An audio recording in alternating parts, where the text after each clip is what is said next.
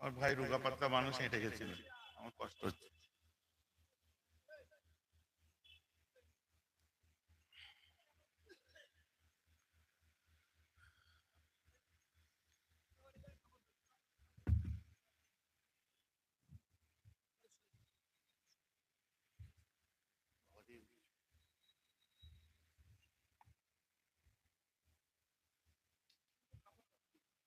লাগবে না, ঠিক আছে। হ্যাঁ, না, ঠিক আছে।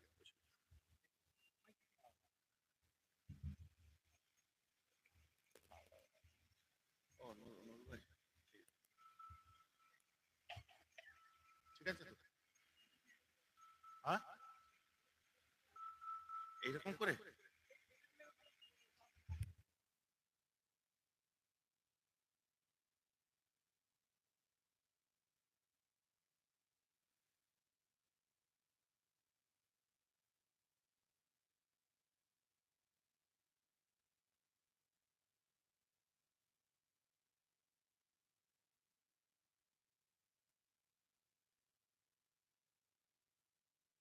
أعوذ بالله من الشيطان الرجيم. بسم الله الرحمن الرحيم.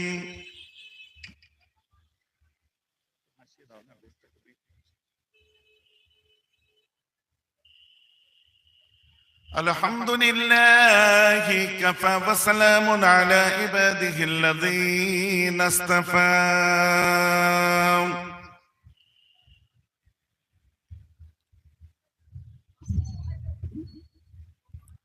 نحمده ونصلي ونسلم على رسوله الكريم.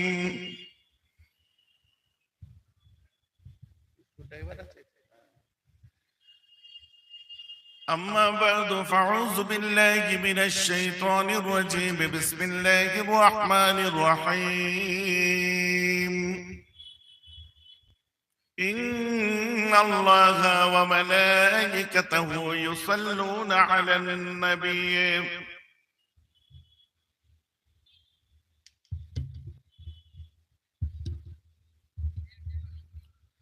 يا أيها الذين آمنوا صلوا عليه وسلموا تسليما. اللهم صل على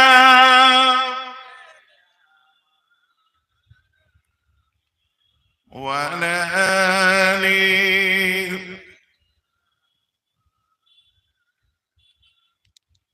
সবাই মিলে পড়েন, সব বসে থাকবেন না, চুপ করে। আমার নবীর উপর দরুদে নজরানা, গাফলতি করলে হবে না। আলহামদুলিল্লাহ, যে কোনো বিষয় নিয়ে ওয়াজ আরম্ভ করে দিতে পারি, কিন্তু আমরা দরুদ শরীফ পড়ি, দরুদের মধ্যে দিয়ে আলোচনা করি, আপনার জলসা আরম্ভ করি। এর ফজিলত সম্পর্কে বলতে গেলে রাত কেটে যাবে। আপনারা জানেন মাশাআল্লাহ, তথাপি কার্পণ্য করছেন। দুনিয়ার নেতার জন্য চিৎকার করতে গেলে চিৎকার করার সময় গলার শিরা পর্যন্ত দেখা যায়, আর দিন দুনিয়ার বাচ্চার উপর দরুদ করতে গেলে মিষ্টি খেতে মুখে ব্যথা লাগে।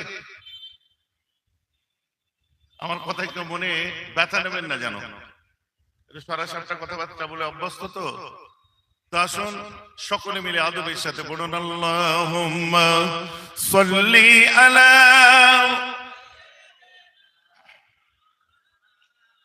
ওয়া আলা আলি। আরো আদবের সাথে বলুন আল্লাহুম্মা সাল্লি আলা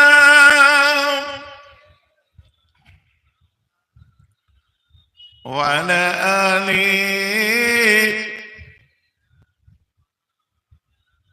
हुक्म खालिक है कुल आदमी के लिए, हुक्म खालिक है कुल आदमी के लिए, ये सब बनाए गए हैं मेरे नबी के लिए। ये ज़मीं आसमान सारा जहां, ये ज़मीं आसमान सारा सबको पैदा किया है मेरे नबी के लिए, सबको पैदा किया है मेरे नबी के लिए। अल्लाहुम्मा सल्ली अला। माइक्रोफोन ভলিউমটা দাও, মাইক্রোফোন ভলিউমটা দাও, গলাই লাগছে এখান থেকে যে টানে না, এটা একটু দাও। মাশাআল্লাহ, সমবেত গুণী সুধী দিন দরদ ইসলাম দরদি আমার মোমেন মুসলমান মুরব্বীগণ, বয়োজ্যেষ্ঠ আমার ভাইরা, সমবয়স্ক সমজুটি ইয়াংস্টার্স আমার বন্ধু বান্ধবেরা, মুআজ্জাজ মুহতারাম উলামায়ে ইকরাম ও হাজিরানে মজলিস, বিশেষ করে আজকের এই মাদ্রাসার পরিচালক মণ্ডলী, দূর দূরান্ত থেকে আগত মেহমানান, পর্দার অন্তরালে অবস্থিত বোনেরা মায়েরা, দরবারে ফুরফুরা শরীফ থেকে আগত আমার ছোট ভাই, সকলকে এই সুন্দর সময় অন্তঃস্থল থেকে জানাই আন্তরিক শুভেচ্ছা, মোবারকবাদ, আমার সালাম। প্রথমে এসে আমার মনটা একটু খারাপ লাগছিল, কারণ মজলিসটা ফাঁকা ফাঁকা লাগছিল। আস্তে আস্তে এসে সব বসছেন, ভালো লাগছে এখন, বুঝলেন? তাই বলি আরো আশপাশে যারা আছেন, ফাঁকা জায়গা যতটুকু পড়ে আছে ওগুলো সব ভর্তি করে দিন।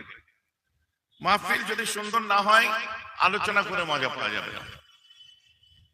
মজলিস সুন্দর হবে, শোনার ইচ্ছা থাকবে, আগ্রহ থাকবে। বাজার ঘাটে ঘুরে তো লাভ দেই না, রাস্তায় কত মানুষের ভিড়, কত কুটুম, কত আত্মীয় স্বজন এসছে, মাশাআল্লাহ, আসবে তো বটেই। গ্রামের আত্মীয়দের ব্যাপার, কত কুটুম আসবে, গ্রামের বড় জলসা, মাদ্রাসার জলসা বেশ করেছে, এসেছে। আমরাও সময় পেলে আমরাও যেতাম। তো মূল কথা হচ্ছে একটু জলসার মজলিসে এসে বসে বরকত হাসিল করা, তাহলে কি আশাটা সার্থক হলো। যখন বাড়ি থেকে বার হচ্ছেন, কোথায় যাচ্ছ না, চটকিয়া মাদ্রাসায় আমাদের জলসা আছে, ইসালে সওয়াবে যাচ্ছে। আসলে ইসালে সওয়াবে আসা হলো না, বাজার থেকে ঘুরে যাওয়া হলো, আত্মীয় স্বজনের বাড়ি দেখে যাওয়া হলো।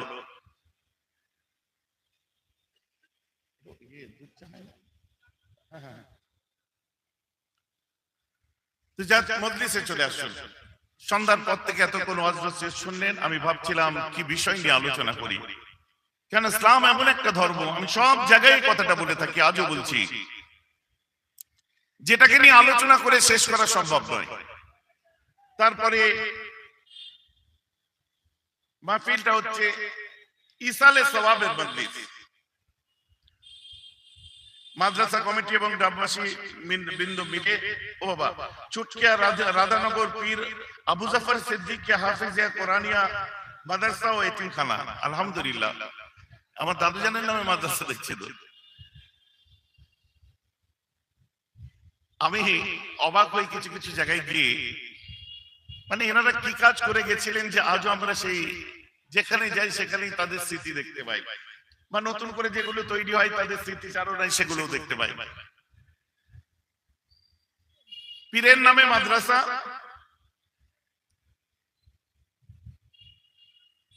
আর সেই মাদ্রাসার ইসালে সওয়াব। বুখারী শরীফ খুলুন, আমার রাসূল বলছেন, যেহেতু নামটা দেখে ফেলেছি তাই একটু ওদিকে যাচ্ছে আমি। বুখারী শরীফের 17 নম্বর হাদিস খুলুন, কিতাবুল ঈমান। উবাদা বিন সামিত উনি বর্ণনা করছেন। উবাদা বিন সামিত কে ছিলেন? বদরের যুদ্ধের একজন শহীদ ছিলেন। আর বদরের যুদ্ধে শহীদ করা হয়, আল্লাহ যাদের আগে পিছের গুনাহ মাফ করে দেয়। মানে হাদিসটা কত মজবুত আমি বুঝাবার জন্য বলছি। আবার কি বলছে? অহুয়া আহাদুন নুকাবায়ে লাইলাতুল আকাবা, আকাবার রাত্রের একজন নকিব তিনি ছিলেন। যেমন মুসা নবীর জন্য ধর্ম প্রচারের ক্ষেত্রে মুসা নবী প্রতিনিধি নিযুক্ত করেছিলেন, ঈসা আলাইহিস সালাম করেছিলেন, হাওয়ারির নাম আমরা শুনেছি। তেমন আমার রাসূল দিন দুনিয়ার শাহিনশাহ ধর্ম প্রচারের জন্য ৭২ জন সাহাবার একটা প্রতিনিধি দল ঠিক করেছিলেন। আকাবার রাত্রি লাইলাতুল আকাবা, সেই আকাবা সুড়ঙ্গ, সেই সুড়ঙ্গের ভিতরে তখন তো লুকিয়ে ইসলাম প্রচার করতে হতো, তাই না? আন্না রাসূলুল্লাহ, উবাদা বিন সামিত এবারে বলছেন, বুখারী খুলুন এক্ষুনি পেয়ে যাবেন। আন্না রাসূলুল্লাহ সাল্লাল্লাহু তাআলা আলাইহি ওয়াসাল্লাম قال وحوله إصابة من أصحابه। আমি একটু বলে নেই, এখানে একটু দু নাম্বারই আছে। কোন ভাইজান কি দু নাম্বারই? এই হাদিসটা আমি যেটা বলছি বায়াতের উপরে হাদিস আছে। দেওবন্দিরা এর বিরোধিতা করবে না, করবে কারা জানেন? তৌহিদ প্রকাশনীর বুখারী শরীফ লিখেছে, নাম উল্লেখ করে দিচ্ছি, যেখানে হাদিস নাম্বারও চেঞ্জ করে দিয়েছে, আরবিটা হুবহু রেখেছে। আরে হাউলুহু ইসাবাতুন মিন আসহাবিহি, রাসূলের আশেপাশে এক দল সাহাবা ছিলেন। হাউলুহু, নবীর আশেপাশে, ইসাবাতুন একটা গারো দল ছিল। কিসের দল? মিন আসহাবিহি, সাহাবাদের একটা জামাত ছিল সেখানে। মানে হাদিসটা কত মজবুত। এই অর্থটা বাংলায় করতে গিয়ে বলছে আল্লাহর রাসূল এক সময় একজন সাহাবার উপস্থিতিতে বলেছিলেন। আপনি এক্ষুনি খুলে দেখে নিন, যদি মাদ্রাসায় তাওহীদের বুখারী থাকে আপনি দেখেন একজন সাহাবার উপস্থিতি। কেন? যে একজন সাহাবার উপস্থিতি বললে হাদিসটার উপরে পরবর্তীতে যৌফের ফতোয়া আনা যাবে, হাদিসটা পরবর্তীতে যায়ীফ বলা যাবে। কিন্তু এক্ষেত্রে যদি আমার সামনে ওই হাদিসকে একজনের উপস্থিতিতেও বলি, ওর কথাটা যদি আমি মেনে নিয়ে তর্ক করি, তো ওই একজন ছিলেন রাসূলের ঠিক করা প্রতিনিধি উবাদা বিন সামিত, ওই একজন ছিলেন বদরের যুদ্ধে শহীদ, ওই একজনই মজবুত। তারপরে হাদিস তো বলছে নবীজির আশপাশে একদল সাহাবার উপস্থিতিতে তিনি বলেন, কি বলছেন? বায়ুনি, এর অর্থ হচ্ছে তোমরা আমার হাতে বায়াত হও। বায়ুনি আলা আন লা তুশরিকু বিল্লাহি শাইয়্যান ওয়া লা তাসরিকু ওয়া লা তাজনু ওয়া লা তাকতুলু আওলাদাকুম ওয়া লা তাতু বিবুহতানিন তাফতারুনাহু বাইনা আইদিকুম ওয়া আরজুলাকুম ওয়া লা তাসাউ ফি মারুফিন। ছোট বিষয়, ইলা আখিরিল হাদিস। আল্লাহ রাসূল বলছে তোমরা আমার কাছে বায়াত হও, অঙ্গীকারবদ্ধ হও, বায়াত হও আমার কাছে যে তোমরা আল্লাহর সঙ্গে কারো শিরিক করবে না, তোমরা জিনা করবে না, তোমরা চুরি করবে না, তোমরা তোমাদের সন্তানকে হত্যা করবে না, পিঠ পিছে কারো বদনাম করবে না, আর তোমরা ভালো কাজ কেউ করলে সেখানে কাঠি করবে না, পিছনে তার বিরোধিতা করবে না। ছটা বিষয়ে আমার রাসূল বায়াত করলেন। এটা কখন? সূরা মুমতাহিনা নাযিলের পরে, সাকিফায়ে বনি সাঈদায় যখন ইসলাম প্রতিষ্ঠা হয়ে গেছে, পূর্ণাঙ্গ মক্কা বিজয় হয়ে গেছে, তারপরে ইতমিনানে বসে আমার রাসূল সাহাবাদের অঙ্গীকারবদ্ধ করাচ্ছেন, বায়াত করাচ্ছেন। এটাকে বলা হয় বায়াতুল খুলুস। এই বায়াতটাই যত পীরানে তরিকত বুজুর্গানে দ্বীন এসেছে এই বায়াতটা করেছে। আমার রাসূল এছাড়া আরো বায়াত করেছেন, যেমন বায়াতুল ঈমান, যারা ঈমানের ঘরে আসতে চেয়েছে তাদেরকে বায়াত করেছেন। যেমন বায়াতুর রিদওয়ান, এটা কি সুলহ হুদাইবিয়ার সময়, ওয়ালাকাদ রিদওয়ানুল্লাহি আলাল মুমিনিনা ইয ইবাইউনি তাহতা শাজার, গাছের নিচে বসে বায়াত করেছিলেন।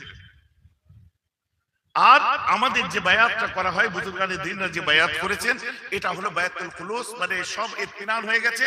এখন শরীয়তের মধ্যে থেকে, ইসলামের দায়রার ভিতরে থেকে এই কাজগুলো করো না। লা তুশরিকু বিল্লাহি শাইয়্যান, আল্লাহর সাথে কারো শরীক করো না।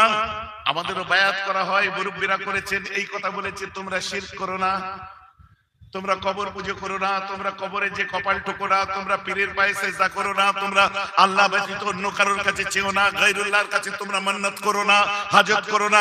এগুলোই তো নাকি ফুরফুরায় যে কোনোদিন দেখেছে মাজারে যে ওইসব শিরক বিদআত হতে, এই মর্মে। দ্বিতীয় নম্বরে বলছেন ওয়ালা তাসরাকু, তোমরা চুরি করো না। আমাদের বুজুর্গানে দ্বীনরা এই কথাই বলেছে তোমরা চুরি করো না। এখন কেউ চুরি করলে আমরা বললে দোষ দিতে পারবেন না, আমার নবী বারণ করেছেন। ওয়ালা তাজনু, তোমরা জিনা করো না। ওয়ালা তাকতুলু আওলাদাকুম, তোমরা তোমাদের সন্তানদেরকে মেরে ফেলো না। আইয়ামে জাহিলিয়াতের যুগে মেয়ে জন্মালে তাকে কতল করা হতো, বাচ্চা বাচ্চা মেয়েদেরকে কবর দেওয়া হতো। যারা উমরা করে আছেন, করে এসেছেন, তারা নিশ্চয়ই জানেন বাচ্চা মেয়েদের কবর দেওয়া, কবরস্থান, বাচ্চা পোতা কবরস্থান দেখে এসেছেন কাবার সামনে। আল্লাহ রাসূল পরবর্তীতে তো এখন হয় না, আমাদের ক্ষেত্রে কি ফিমেল ফেটিসাইজ দেখুন, বিভিন্ন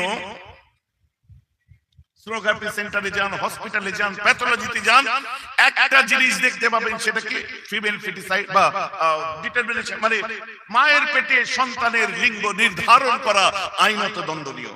লেখা থাকে না? সোনোগ্রাফি করে জানতে গেলেন ছেলে আছে না মেয়ে আছে, সঙ্গে সঙ্গে না এটা বলা যাবে না, আইনত আপনার দণ্ডনীয়। যদি মেয়ে জেনে ফেলে তাহলে তাকে মেরে দিতে পারে, আগে দুটো মেয়ে আছে, এমন জল্লাদ বাপের অভাবও নেই।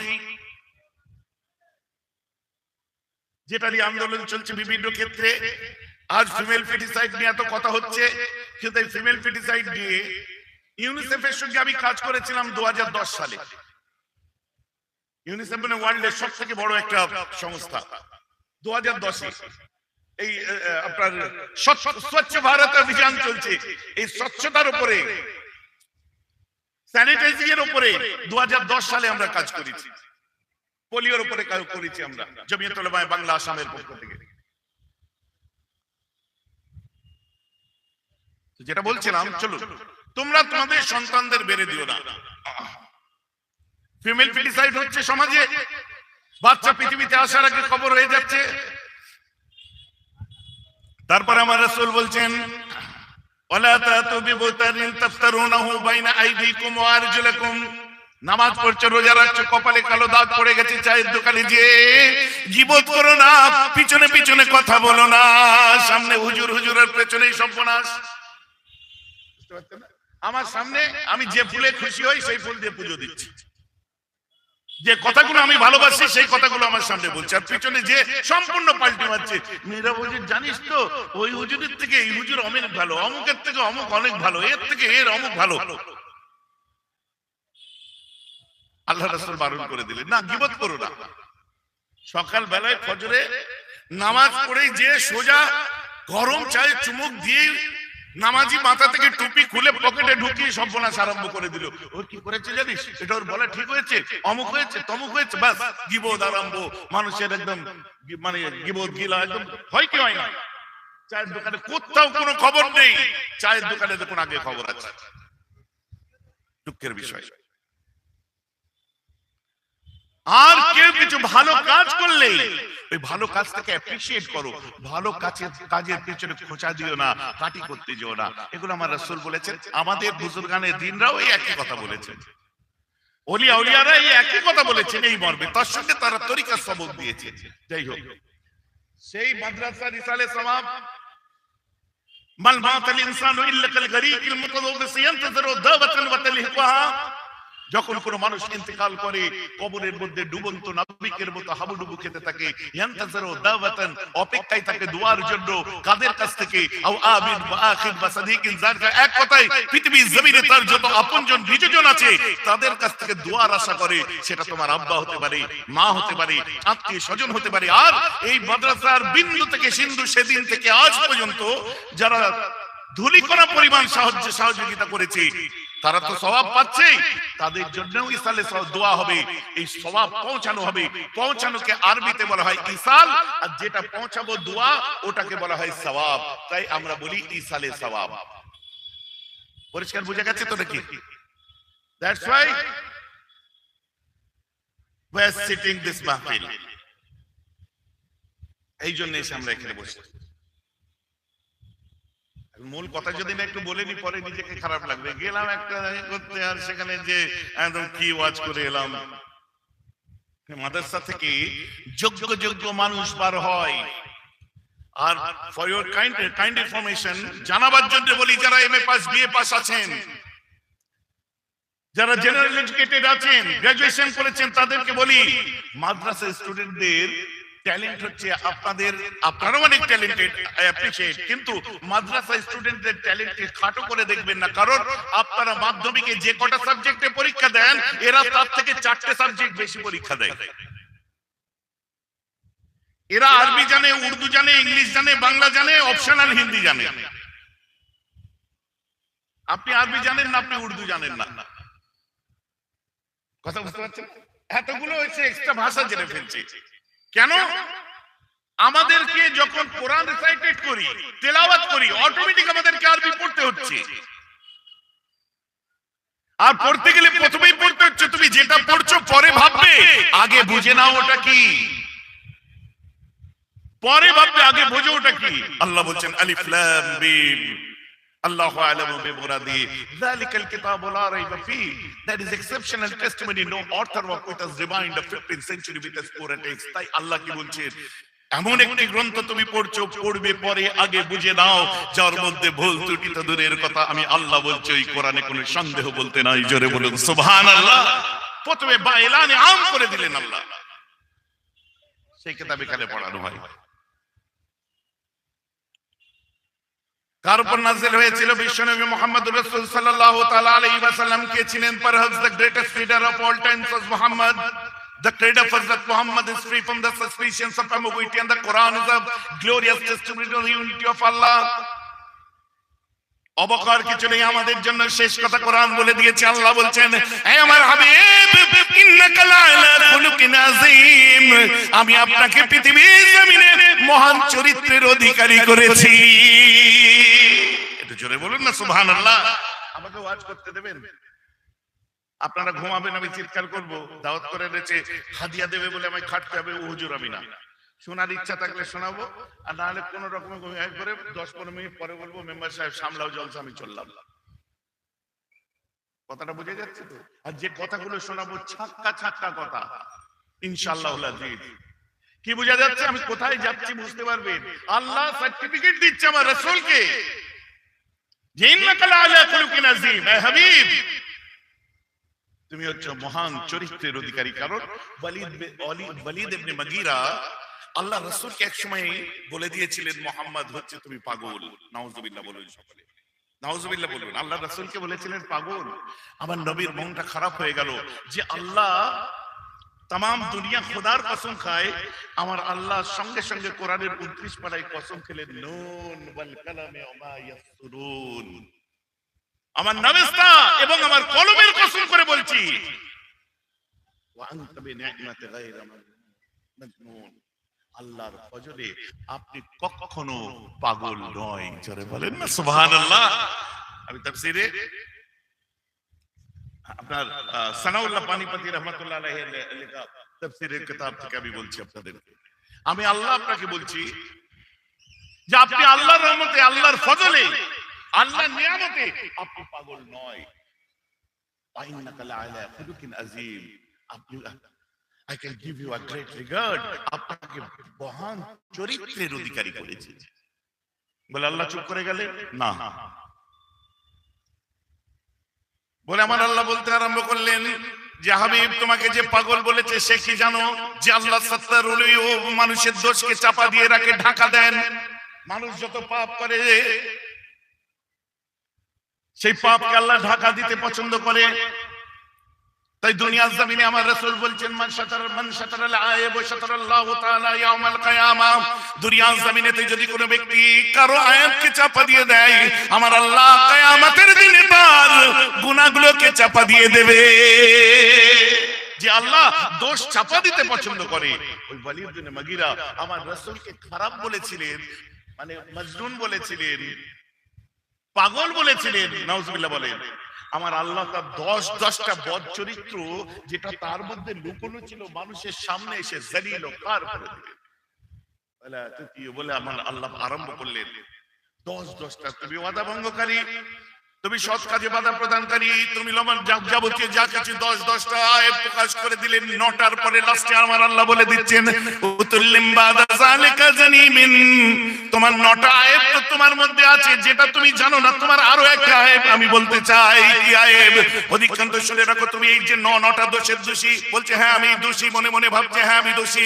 3 নম্বরে বলছে হে ওয়ালিদ ইবনে মুগীরা তুমি শুনে রেখে দাও, অধিকান্ত তুমি একজন অবৈধ জারজ সন্তান। উতুল্লিম বাদা যালিকা জানিমিন, হাবিব শুনে রেখে দেন। কোরআনে আল্লাহ বলছে ও হচ্ছে আপনার জারজ সন্তান, অবৈধ সন্তান, ওর জন্ম ঠিক নেই, মানে আব্বা দুরকম হয়ে গেছে, ওর দেখো গে যাও। এই খবরটা ওয়ালিদ ইবনে মুগীরা যখন জানতে পারলো, ওর মাথা খারাপ হয়ে গেছে, ও নিজে ঠিক করলো মুহাম্মাদের মুখ থেকে আমি আমার কোরআন আমার নবীর মুখ দিয়ে বার হয়েছে নাকি গো, মোহাম্মদের মুখ থেকে আমার নটা গুণকে আমি শুনেছি, আমার নটা দোষকে শুনেছি, আমি সবকটা স্বীকার করে নিয়েছি।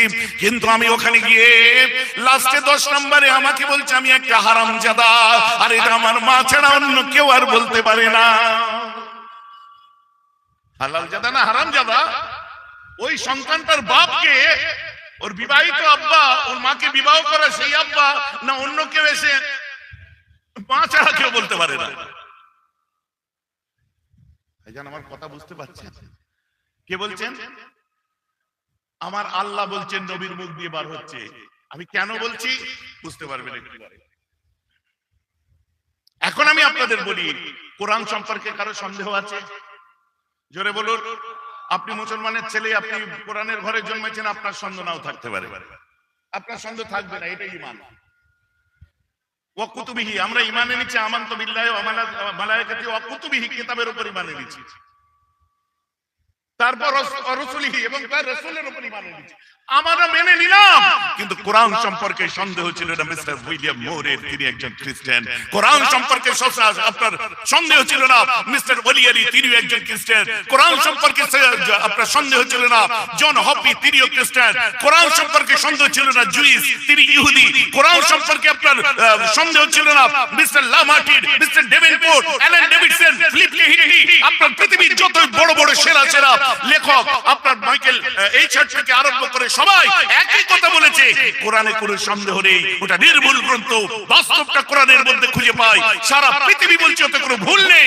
আমার আল্লাহ বলছেন কুতুল্লিম বাদা যালিকা জারিমিন, এটা মুসলমানরা ভুল নয় বলে শুধু মানে না, সারা পৃথিবী বলছে এতেও সন্দেহ নেই। চলে বলুন না সুবহানাল্লাহ। কি বলতে চাচ্ছি বুঝতে পারছেন?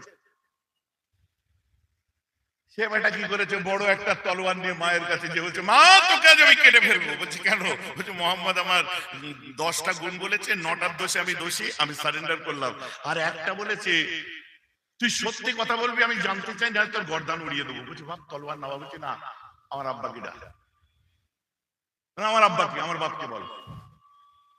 ভাই বাপ তলোয়ার তুই নামা। বলছে না, তোকে কেটে ফেলবো, তুই বল। উইলিয়াম মোর কি বলেছে? কোরআনে সন্দেহ নেই। ডেভেনপোর্ট কি লিখছে, ফিলিপ লেহিরি কি লিখছে, লামার্টিন কি লিখছে, দ্য ইয়াং ইন্ডিয়ার মধ্যে নবীর গুণগান করতে গিয়ে মহাত্মা গান্ধী কি লিখছে, এসব বললে অনেক দূর যাবে। সারা পৃথিবী বলছে এবং আমার কোরআন বলেছে ওতে কোনো ভুল নেই, আমার নবী বলেছে ওটা আমার ঈমান। তাহলে মুসলমান নয়, সারা পৃথিবী বলছে কোরআনে কোনো ভুল নেই। মিস্টার মাইক আপনার কি বলে, Rachel Harvard university research scholar, কেন ওদিকে ঘোরাচ্ছি বুঝুন। অসুস্থ হলে তাকে নিয়ে যে ভর্তি করা হয় কোথায়? শিকাগোর একটা হসপিটালে। The Reform of Islam started in 1962, edited by Rachel Herbert, exclusive edition of Times of India 1981. খুলে দেখুন, তথ্য আমি সেখান থেকে দিচ্ছি। তাকে ভর্তি করার পর ডাক্তার তাকে পুরো চেক আপ করার পরে যখন বুকে মেশিন বসিয়ে দেখতে গেল, শক্ত মতো কিছু দেখে বলে হোয়াট ইজ দ্যাট? বার করে বলছে এটা কি? Is it notebook? বলছে নো, দিস ইজ হোলি কোরআন, এটা মুসলমানদের কোরআন, ইংরেজিতে অনুবাদ করা। বলে তোমার পকেটে গেল? বলছে আমি নয়, যারা এই গবেষণার সঙ্গে আছি, যেখানে সমস্যা তৈরি হয় ওখানে কোরআন তার সমাধান দেখিয়ে দেয়। জোরে বলেন সুবহানাল্লাহ। কিসের মাদ্রাসা এটা? কিসের মাদ্রাসা? বক্তব্য বোঝা যাচ্ছে? কোরআন সমাধান দেখিয়ে দেয়। ওকে, এবার আসুন। আপনার পকেটে কতদিন পরে? 30 বছর আছে। বলছে আপনার সব বুড়ো হয়ে গেছে, হাতটা এখনো 30 বছরের পুরনো জওয়ান রয়ে গেছে। বলুন না সুবহানাল্লাহ। বলছে আপনি কেন রেখেছেন? বলে হ্যাঁ, ওটাও একটা কারণ। কারণ ওই কোরআনের মধ্যে লেখা আছে নুনাজ্জিলু মিনাল কোরআনি মা হুয়া শিফাউন ওয়া রাহমাতুল লিল মুমিনিন, ওতে লেখা আছে ওটা মুমিনদের জন্য আরোগ্য এবং রহমত, দয়া। ওটা হয়তো ফ্যাক্টর করেছে। তার মানে কি কোরআনে যাই লেখা আছে ওটা সারা পৃথিবীর কোনো না কোনো ক্ষেত্রে কেউ না কেউ বিশ্বাস করেছে। জোরে বলা যাবে? বাকিরা কি পয়সা করে ফেলেছেন? সুবহানাল্লাহ বলতে কষ্ট হচ্ছে নাকি এটা নেতা লিডার বসে আছে নাকি 2-4 পয়সা ট্যাঙ্কে জমে গেছে? আল্লাহর নাম নিতে কষ্ট হচ্ছে? 1 মাস দাঁড়াও, খোদা তোমায় রিজেক্ট করে দেবে, মুখ থেকে আর নামই বার হবে না। তো যখন অত কষ্ট হয়েছে আমি তাকে রিজেক্ট করলাম, যে আমার নাম নিতে হবে না। আমার বক্তব্য বুঝতে পারছেন? বোঝা যাচ্ছে? সারা পৃথিবী থেকে কখনো কখনো রাসূলের নামে বদনাম করতে কেউ কেউ বার হয়, তো তাদের পরিণতিটা কি হয় আমি ততটুকু বলি, 5 মিনিটের মধ্যে বিদায় নেবো, কোনো টেনশন নেবেন না। বক্তা নিয়ে আসুন। বোঝা যাচ্ছে আমার কথা? নেক্সট বক্তা এসে গেছে? এই মজলিস আমার চলবে। এর আগে আমি এসেছি কোনোদিন? আমি শখে ওয়াজ করি, আপনাদের ওই মন খুশ করা ওয়াজ পারবো না, বুঝতে পারি। আমি একটু বলবো যে সুদখোর সুবহানাল্লাহ বলছে এখানে বসে, সুদ খাওয়ার সময় তোমার মনে থাকে না এই মজলিসে সুদখোর বসে আছে, ও তোমার গায়ে লাগবে, কারণ আছে সুদখোর দু এক পিসের মধ্যে। তুই মাতাল, ডাইরেক্ট তোমাকে বলবো ঝেড়ে, তোমার গায়ে লাগবেই, কারণ একে দু এক পিস মাতাল মত করতে থাকতে পারে। আমি ডাইরেক্ট বলবো বিয়েতে তোমরা পণ নিয়েছো, যৌতুক নিয়েছো, মুখের উপর ছুঁড়ে মারবো, যারা নিয়েছো তারাও সুবহানাল্লাহ বলছো। কথাটা আমার বুঝতে পারছেন? গায়ে একদম কাঁটার মতো বিঁধবে, কালকে ছটফট ছটফট করবে, বুঝতে পারছেন না? পণ নিয়ে হারাল না হারাম জোরে বলে। আর সেই বিয়ে পড়ানো কি? বিয়ে কারা পড়ায়, তোমরা না হুজুররা? এখানে হুজুর নেই তো একটা? না, আল্লাহ আপনাদের বলবেন। আরে আমিও তো হুজুরে ভাই, আমার কথা বুঝতে পারছেন? তো এখানে মুরিদেও গন্ডগোল আর হুজুরেও গন্ডগোল, একটুখানি কষ্ট হবে। সুবহানাল্লাহ বলেন যদি বাঁচতে চান, আল্লাহর নামটা একটু মহব্বতের সাথে নেন, কারণ এইসব বেশি ইন্টেরিয়ারে জলসা নিয়ে ছেড়েই দিয়েছি, বড় আবদার করেছেন বলে এসেছি। তুমি বেটা সুদ খাবে আমি বললে দোষ, ও হুজুর আমি না। ও হুজুর আগামীবার আপনাকে কমিটি আর দাওয়াত করবেন, এই কমিটির ক্ষমতা নেই আমাকে দাওয়াত করার। আমার ইচ্ছা হয়েছে আসবো, নাহলে 50 লাখ টাকা দিলে আসবো না। ভাই আমার কথা বুঝতে পারছেন? বহু বাচ্চা আল্লাহ শুকর এই হাত দিয়ে তৈরি হয়েছে, তাদের টেম্পার দেখেছেন তো? তাহলে গুরুর টেম্পার কি হবে বুঝতে পারছেন? বোঝা যাচ্ছে না?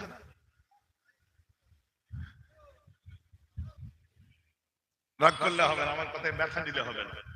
ব্যথা নিলেন নাকি? হ্যাঁ, যারা চুপ করে আছে তারা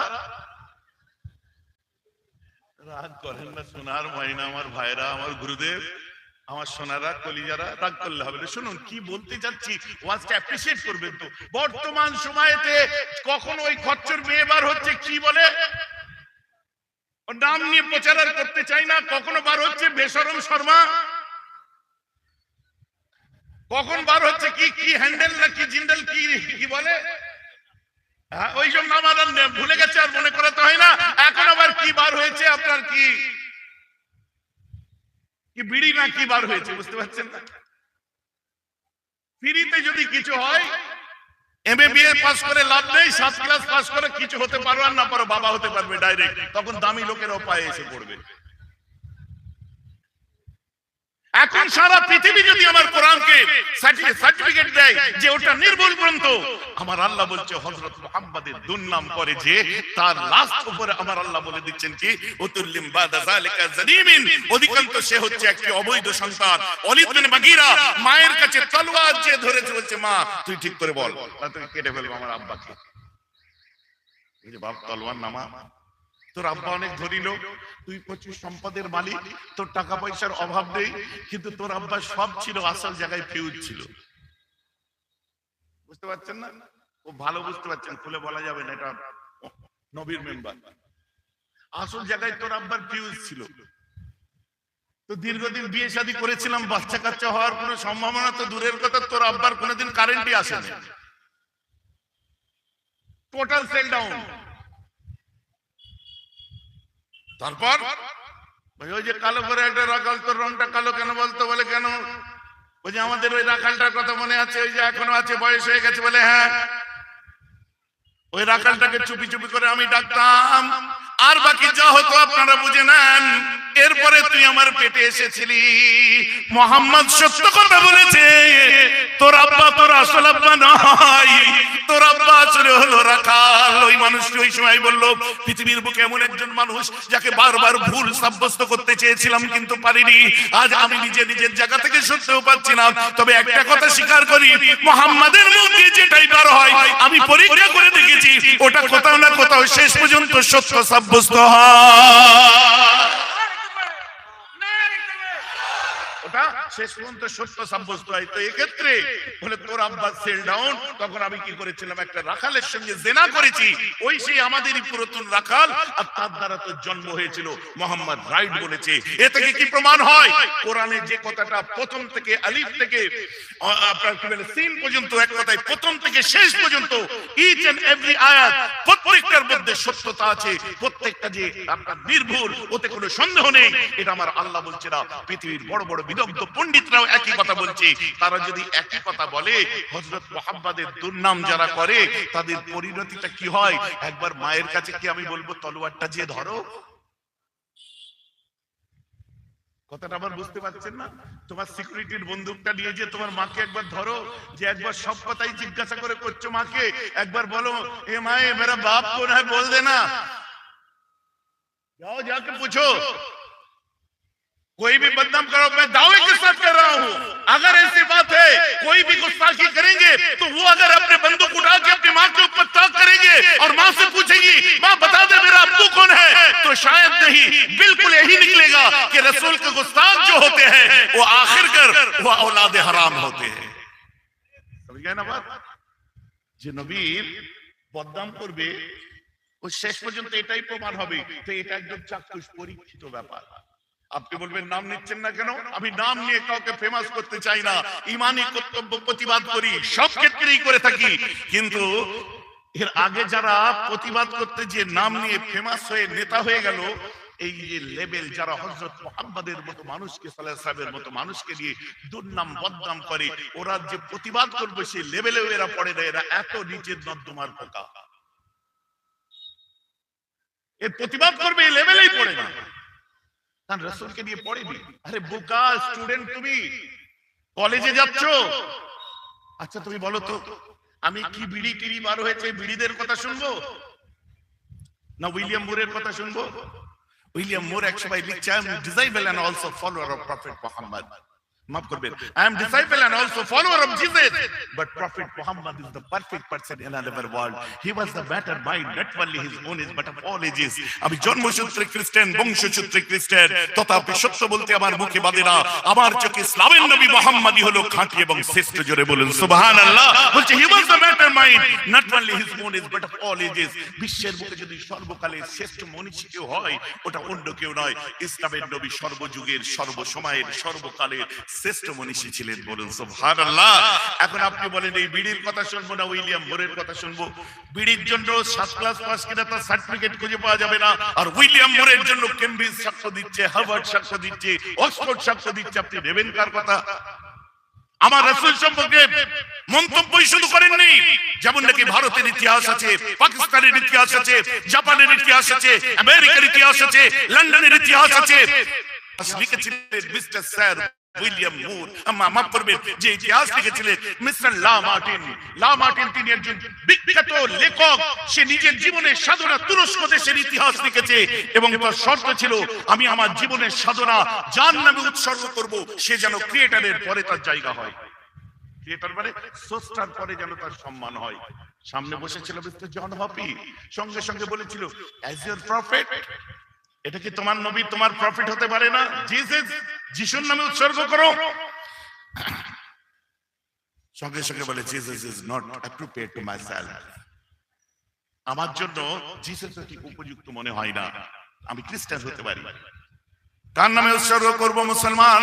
আজই আপনি তুরস্কের ইতিহাসের 66 আর 67 পৃষ্ঠা খুলে দেখুন। ক্যাসেট শোনা বাজবে, রাত করে নেই, চোখে দেখেছি, পড়েছি, তারপরে বলছি। খুলে দেখুন, ভালো করে দেখতে পাবেন। ওর মধ্যে 66 এবং 67 পৃষ্ঠার উপরে এই কথাই লেখা আছে, হ্যাঁ আমি যাকে খুঁজছিলাম আজ তাকে আমি পেয়ে গেলাম। এই যে একজন বাগ্মী, বীর পুরুষ, বীর যোদ্ধা, মহান রাষ্ট্রনায়ক, ঘুমন্ত মানুষের বিবেককে জাগ্রত যিনি করেছিলেন, যিনি প্রতিষ্ঠা করেছিলেন এমন এক ধর্ম যে ধর্ম কোনো মূর্তির ধার ধারে না। আমি আমার জীবনের সাধনা তুরস্কের ইতিহাস আমার জিসাসের নামে নয়, বরং ইসলামের নবী মুহাম্মাদের নামে লিখে দিলাম।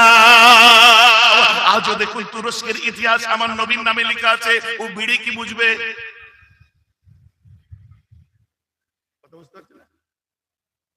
কি ঢং বিড়ি না কি ঢং বিড়ি কি বলে? ও ঢং বিড়ি কি বুঝবে? কথাটা বল বুঝে যাচ্ছে তো নাকি? তুরস্কের ইতিহাস কার নামে লেখা দেখলে কোন কোন কবি আসল পড়তেই তো জানে না, জাহেলে গর্দাদ আনপড় একদম।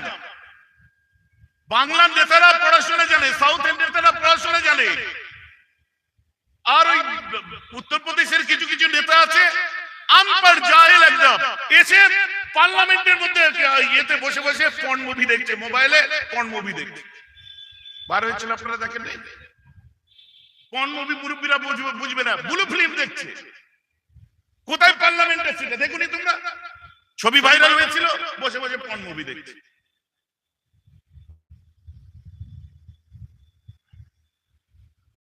আর এরা কখন কি বলছে, কেন এরা চাইছে ওয়াকফ বিল পাস হতে চলেছে।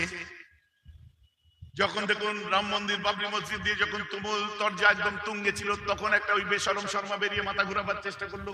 আর এরা সময় সময় আসছে, এসে এমন কিছু কথা বলে দিচ্ছে যাতে আমরা লাফালাফি করি, আমরা আন্দোলন করি, উচ্ছৃঙ্খল হই, ইস্যু খুঁজছে, তখনই বলবে লুঙ্গি বাহিনী পাথরবাজ।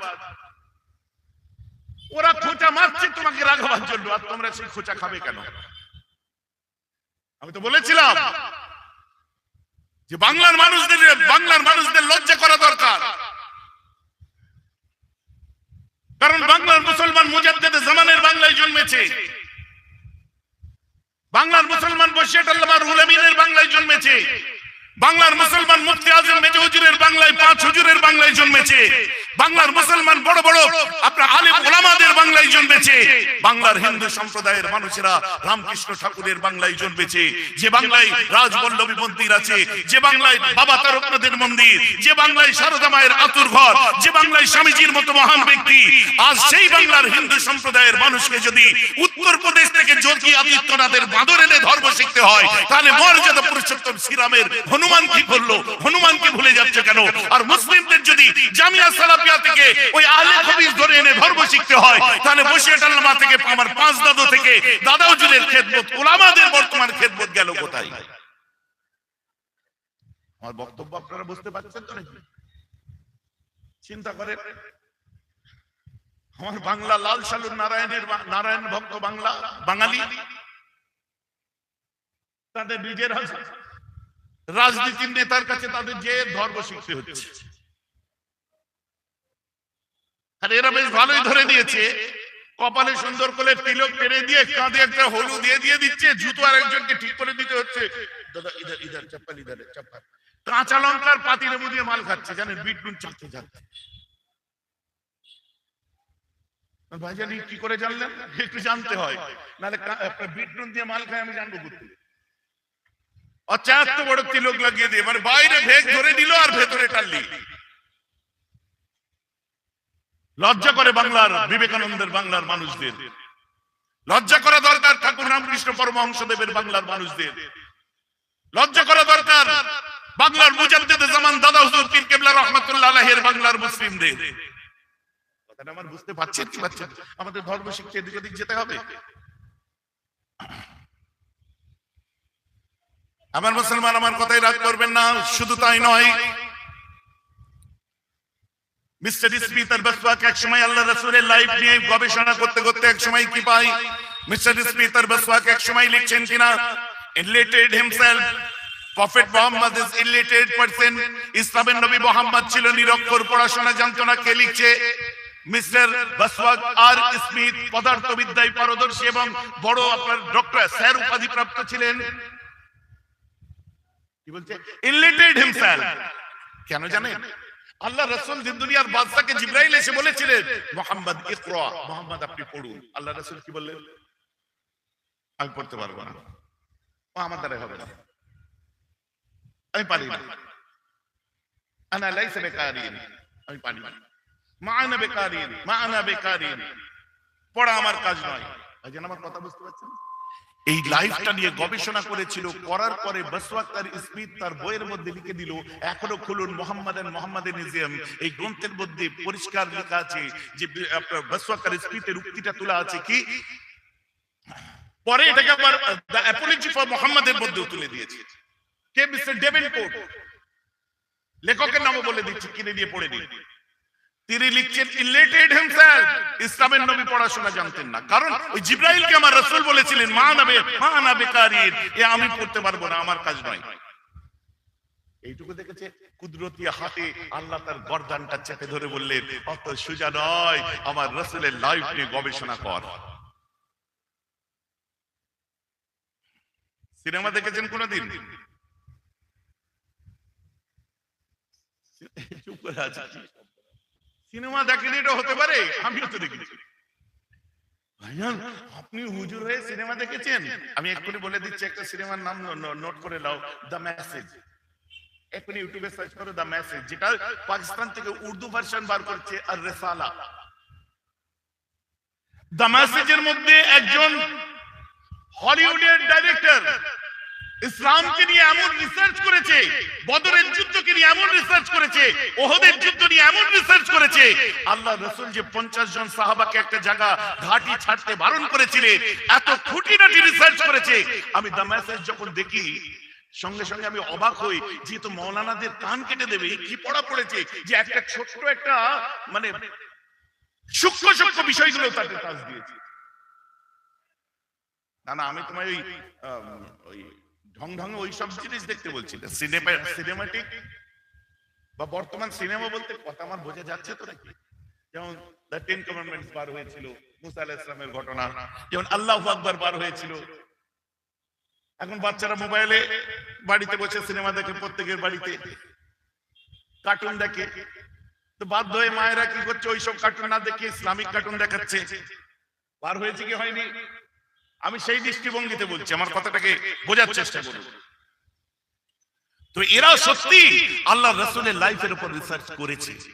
মিস্টার বাসওয়াকার রিসার্চ আরম্ভ করে দিল, রিসার্চ করতে করতে বলছে prophet Muhammad is the elected person, but he is the author of a book that is কোরআন। ইসলামের নবী পড়াশোনা জানতো না ঠিকই, তবে তিনি একটা মহান গ্রন্থের প্রণেতা, যেটার নাম হলো কোরআন। জোরে বলেন না সুবহানাল্লাহ। আর কোন কোরআন? ওরি ভাই আরেকজন স্যার লিখছে, that is exceptional testimony, no author work with us divined the 13th century with us poetics, যার মধ্যে লিখছে যে কোরআন এমন একটা গ্রন্থ যে গ্রন্থের মধ্যে দীর্ঘ 1300 বছরে কেউ কলম চালাতে পারেনি। সুবহানাল্লাহ বলে। এত বড় নির্ভুল গ্রন্থটা ওই যদি কেউ লেখাপড়া না জানেন, এই নির্ভুল গ্রন্থের প্রণেতা তিনি কি করে হয়? আসলে হযরত মুহাম্মদ সাল্লাল্লাহু আলাইহি ওয়াসাল্লাম পড়াশোনা জানতেন না, ভাষাটা কিন্তু আবিষ্কার করেছে প্রথম। এই ভাষা সমস্যা তৈরি করেছে অর্থে। অর্থটা কি? ইলিটারেট। কিসের অর্থ করছে? উম্মির অর্থ ইলিটারেট করছে। প্রবলেমটা কোথায়? যে কি নিরক্ষর। এইসব ভাষাগুলো বড় ফেতনা তৈরি করেছে বর্তমান সমাজে। আসলে এই ভাষা কোন মাওলানা কোন হুজুরের মুখ দিয়ে বার হওয়া দুঃখজনক, কারণ এই ভাষাটা বলেছিল একজন ইহুদি, যার নাম হলো স্মিথ আর বাসওয়াক, যাকে প্রফেসর বাসওয়াক স্মিথ বলে। আমার কথা বুঝতে পারছেন? এখন যদি এই ভাষা কোন মাওলানার মুখ দিয়ে, হুজুরের মুখ দিয়ে, মুফতির মুখ দিয়ে বার হয়, সেটা সমাজের মধ্যে সুখবর আনবে না আমাদের কষ্টের ব্যাপার? এই নিরক্ষর কথাটার মধ্যে আদব আছে না বেয়াদবি আছে?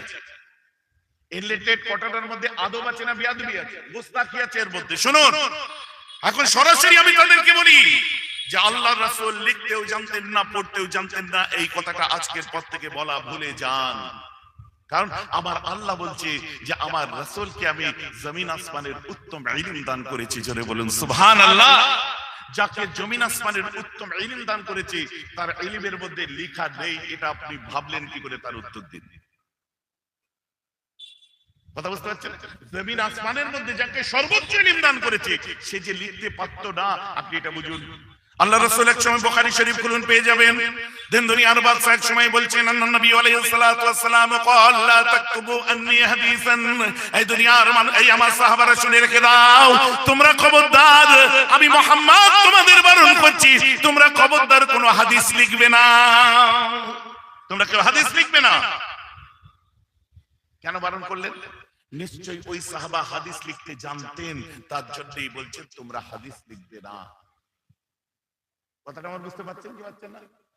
আমার রাসূলকে আমার আল্লাহ তাআলা যাতে কুফফাররা আমার নবীর উপরে দাগ লাগাতে না পারে, আজ বুঝে নিন, যাতে বলতে না পারে মুহাম্মদ পড়াশোনা জানতো, তাই তওরাত এবং ইনজিল পড়েছে আর লিখতে জানতো, ওই তওরাত ইনজিলের নকল করে কোরআন লিখেছে। তাই আমার আল্লাহ কি বললেন, হাবিব আপাতত আমি তোমার মধ্যে এই জায়গাটা অফ রাখলাম। জোরে বলেন সুবহানাল্লাহ। আপাতত অফ রাখলাম, তুমি কিন্তু যখন বলবে, কারণ আমার রাসূল কি বলছেন, আমার আল্লাহ কি বলছেন, আমা ইয়ানতাকু আনিল হাওয়া ইন হুয়া ইল্লা ওয়াহয়ু ইউহা। আমার রাসূল নিজের ইচ্ছায় কথা বলেন না, আমার আল্লাহ যেটা বলায় আমার নবী সেটাই বলেন। তো আমার আল্লাহ তাকে দিয়ে বলিয়েছিলেন যে তুমি বলে দাও এটা আমি পারবো না, এটা আমি পারি না। কথাটা আমার বোঝা যাচ্ছে? এটা ওয়াকিয়া শুনুন। আমার রাসূল দিন দুনিয়ার বাদশা, প্রথম যখন তার কাছে ওহী এসেছিল, আমার রাসূল বলছে আমি হেরার চত্বরে ঘোরাঘুরি করছিলাম, হেরা গুহা, বুঝতে পারছেন না, হেরার চত্বরে আমি ঘোরাঘুরি করছিলাম। ঘুরতে ঘুরতে আমি হঠাৎ করে লক্ষ্য করে আমি ডান দিকে তাকালাম, দেখি কিছুই নাই। এরপরে বাঁ দিকে তাকালাম, কিছুই নাই। এরপরে যখন আমি মুখটা আসমানের দিকে তুলি, আমি দেখতে পাচ্ছি একটা কুরসির উপরে কেউ বসে আছে পা ঝুলিয়ে। হঠাৎ করে সেখান থেকে হঠাৎ করে জিবরাইল আসলো, এসে আমাকে বলছে ইকরা, পড়ো। এসে আমি তখন চমকে উঠেছি, আমি জানি না শুনি না, বললাম মা আনা বিকারিন। তখন আমাকে বুকে করে চাপ দিতে আরম্ভ করে, এরপরে আমাকে বলে পড়ো। আমি বললাম পারি না আমি, আবার বুকে করে চাপ দেয়। এরপরে 3 বার চাপ দেওয়ার পরে ওই কুরসির থেকে একটা লাল রঙের রেশমি কাপড়, রেশমি রুমাল, রেশমি কাপড় নেমে আসে। সেটা দেখে আমাকে জিবরাইল বলছে ওটা দেখে পড়ুন। আমার রাসূল ওটা দেখলেন, ওতে সোনালী অক্ষরে লেখা ছিল ইকরা বিসমি রাব্বিকাল্লাযী খালাক। আমার রাসূল সোনালী রঙের লেখা লাল রেশমি কাপড়ে ওই কুরসি থেকে ঝুলছে। আমার রাসূল দেখছেন আর পড়ছেন। ওরে মৌলবীর দল, হুজুরের দল, ইহুদিদের কাছে মালখোরের দল, তোদের আমি জবাব দিতে চাই, আমার রাসূল যদি পড়তে না জানতেন ওই রুমালে কি লেখা আছে, আমার রাসূল পড়ে কি করে শোনালেন, আগে তার জবাব দে। বক্তব্য বোঝা যাচ্ছে তো নাকি? যদি নাই জানতেন বিসমিল্লাহর মিম কেমন হবে, আমার নবী কি করে শিখিয়ে দিলেন, সিন কিরকম হবে, কাঠি দিয়ে দাগ দিয়ে আমার রাসূল কি করে দেখিয়ে দিলেন, যদি লিখতে না পারতেন। বুখারীর riwayat খুলুন, এটা নিয়ে মাথার মধ্যে অনেক কিছু কদিন ধরে ডিস্টার্ব চলছে। কোন ক্ষেত্রে আমাকে একটু রুকা হয়েছে, তাই আমি একটু রুকে গেছি। এর আগে আরো ডিসপারেট বলছিলাম, কারণ রাসূলের শান যেখানে খাটো করার কেউ চেষ্টা করবে, আমার রাসূল বলে, আমার আল্লাহ বলে দিয়েছেন, আমরা তার উপর আমল করি যে তুমি ততক্ষণ পর্যন্ত মুমিন নয়, লা ইউমিনু আহাদুকুম হাত্তা কুনা আহাব্বা ইলাইহি বিওয়ালিদিহি ওয়া ওয়ালাদিহি ওয়ান নাসি আজমাইন। ততক্ষণ তুমি প্রকৃত মুমিন নয় যতক্ষণ নিজের বাপ, ছেলে, সন্তান, সন্ততি, পাড়া, প্রতিবেশী সবার থেকে বেশি না রাসূলকে ভালোবাসছো, ততক্ষণ তুমি মুমিন হতে পারো না। এই দিকে লক্ষ্য করে আমি আমার ঈমানি কর্তব্য মনে করি এগুলোর বিরোধিতা করা। এখানে আমি কাউকে চিনি না।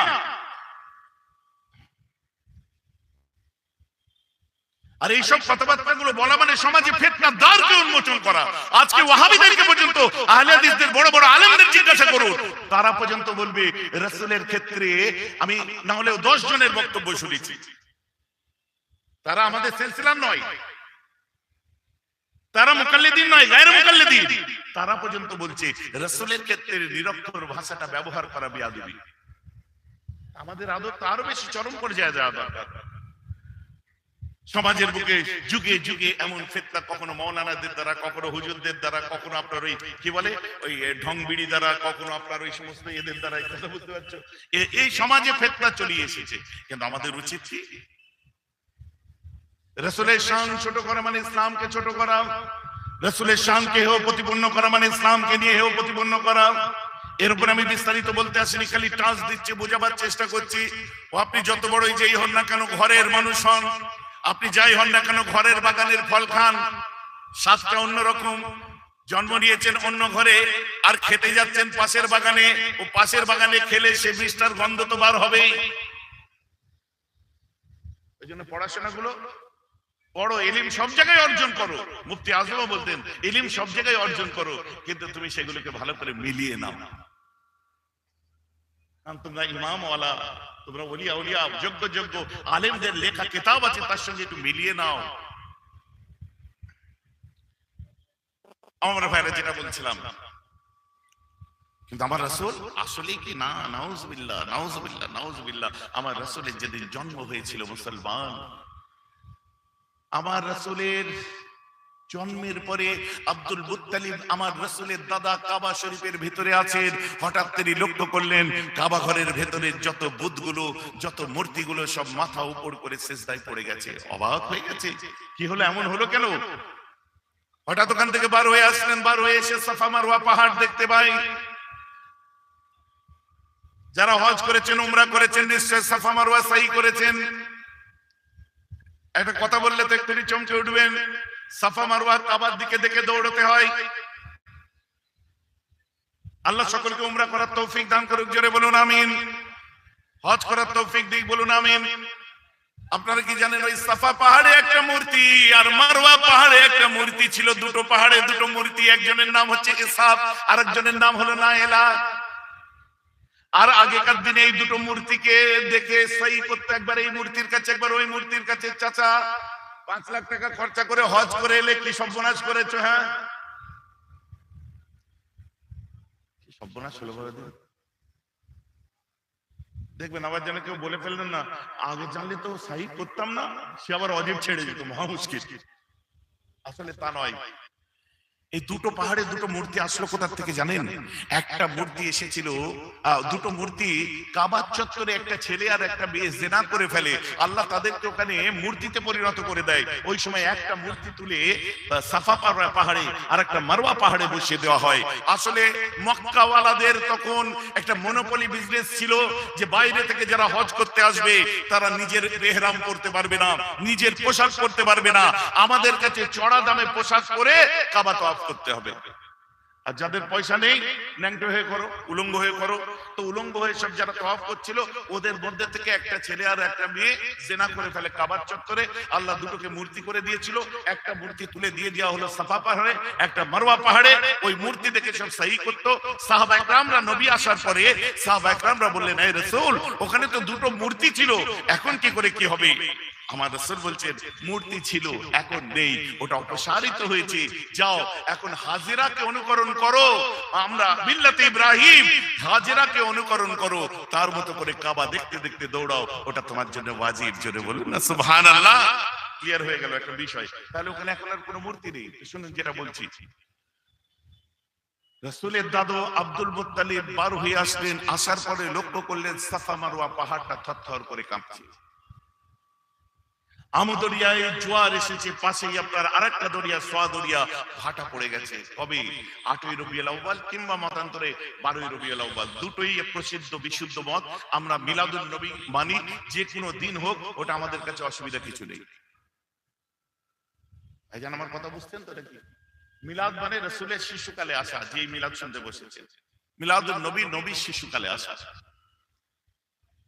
এমন মুসলমান, আমার রাসূল যেদিন পৃথিবীর বুকে জন্ম নিয়েছিলেন, কে শুনুন, চুটকো চটকা মৌলবি মাওলানা হুজুর কি বলছে ওখানে কান দিয়ে লাভ নাই। আল্লাহ রাসূল যেদিন জন্ম নিয়েছিলেন, ওই সময় ইরানের একজন প্রধান, ইরানের যিনি প্রধান বিচারপতি ছিলেন, চিফ জাস্টিস, উনি স্বপ্ন দেখেছিলেন কি, যে আরব থেকে উট বুঝাই করে আরবের মানুষেরা দজলা নদী পার করে ইরানে ঢুকে পড়ছে। এটা কি, এর বাস্তবতাও পাওয়া যায় পরবর্তীতে। ওমর ফারুকের জমানায় ইরান মুসলমানদের দখলে চলে আসে। কিন্তু নবী যখন দুনিয়ায় এসেছে, ইরানে অগ্নি পূজারীরা ছিল। 3164 বছর ধরে ইরানের অগ্নি শিখা জ্বলতো, পরস্পর আসতো, পুজো দিত, জ্বলতো, তারা পুজো দিত, আরাধনা করতো, জ্বলতো। হঠাৎ করে ধপ করে একদিন ওই আলোটা বন্ধ হয়ে যায়, আগুনটা বন্ধ হয়ে যায়।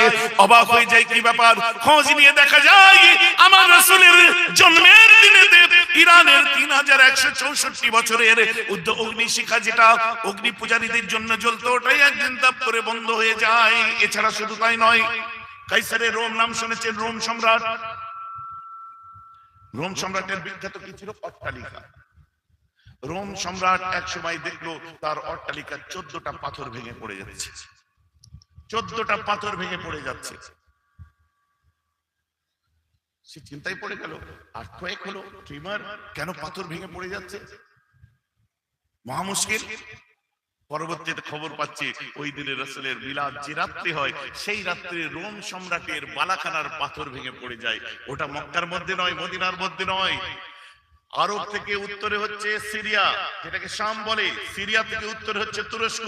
তুরস্কর পরে একটা সাগর আছে ইজিয়ান সাগর, মর্মসাগর, তার মধ্যে আছে বাষ্পরাশপ্রণালী। তারপরেই হচ্ছে রোমের আপনার পূর্ব ভাগ, যেটাকে বাইজেন্টাইন বলা হয়। অনেকের মাথার কহাত উপর দিয়ে যাবে, আল্লাহ বুঝতে পারছি, কিন্তু ইসলামের ইতিহাস বুঝতে হবে তো নাকি?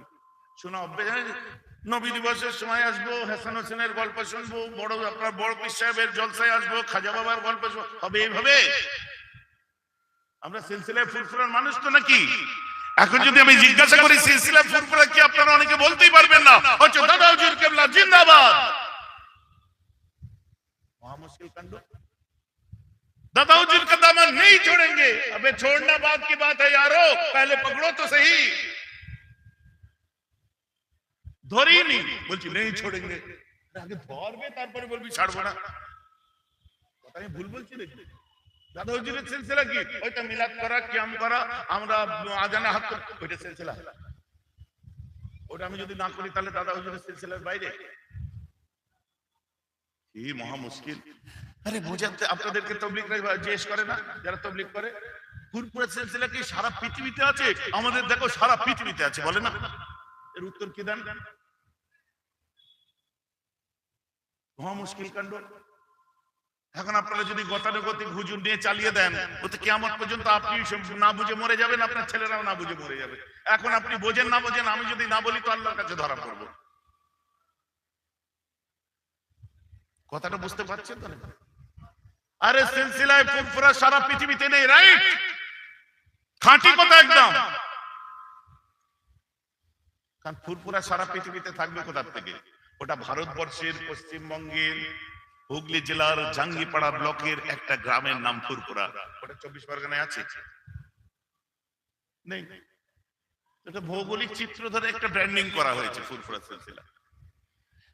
আচ্ছা আপনারা একটু কথা বলেন, এটা বিখ্যাত এক কথায় যে সহিহ হাদিসের কিতাবের নাম মাথায় এসেছে বলে ফেলেন, বলেন। সহিহ বুখারী। এই সহিহ বুখারী বলে আদৌ কোনো কিতাব আছে? না ভাইজান, ওই যে উপরে লেখা থাকে সহিহুল বুখারী, ওটা ব্র্যান্ডিং করা হয়েছে। ওটা লিখেছে কি, তার নাম কি? সহিহ বুখারী কে লিখেছে? হ্যাঁ, ইমাম বুখারী। এই ইমাম বুখারী বলে কোন ইমাম সহিহ বুখারী বলে গ্রন্থ কি আদৌ লিখেছে? ওটা পাবলিক বলবে, ওটা মোবাইল মলি সাহেবরা বলবে, আর ওটা বুঝাবার জন্য আমরা বলবো। কারণ ইমাম বুখারী বলে কোনো মানুষ নেই। কারণ ইমাম বুখারীর আব্বা তার জন্মের পরে তাকে আকিকা দিয়ে একটা নাম রেখেছিলেন, আর তার বোখারায় জন্ম হয়েছিল বলে তাই তাকে ইমাম বুখারী বলা হয়। ওটা উজবেকিস্তানের সমরকন্দ বলে একটা শহর, বোখারা বলে একটা শহর, এই বোখারায় জন্মেছিলেন, তাই জন্য তাকে ইমাম বুখারী বলে। কোথাকার হুজুর? আমি ফুরফুরা হুজুর। আমি দেখতে মোটা, তা বলে কি আমি পুরো গ্রামটা? আমার গ্রামের নাম কেন? আমার আব্বা আমার আকিকা দেয়নি, আমার নাম রাখে দিই বা কায়দে এত লম্বা আমার নাম, আবু দাজানা আশিক ইকবাল মোহাম্মদ বেহরাবউদ্দিন সিদ্দিকী আল কুরাইশি, এত বড় আমার নাম, আকিকা দিয়ে একদম বাকায়দা নাম রাখা হয়েছে। মনে আছে কি বললাম? নাম বললাম, মনে আছে? একটু বেশি লম্বা হয়ে গেছে। তাহলে এখন ইমাম বুখারীর নাম কি করে মনে থাকবে? মেহরাব সিদ্দিকী এই ফেমাস, মেহরাব হুজুর এই ফেমাস, কিন্তু আমার আকিকা দিয়া নাম তো ওইটা। আর যারা ঘুরছে, কোথায় গেছিলি? কালকে জিজ্ঞেস করবে কুটুমবাড়ি গেছিলাম, বলে কেন? কোথায় কুটুমবাড়ি? বলে চুটকিয়া। বলে হঠাৎ মিলাদ ছিল তাই গেছিলাম, আমার বোন ননদের বিয়ে হয়েছে ওখানে গেছিলাম। আচ্ছা গুড। হুজুর কোথা থেকে এসেছিল?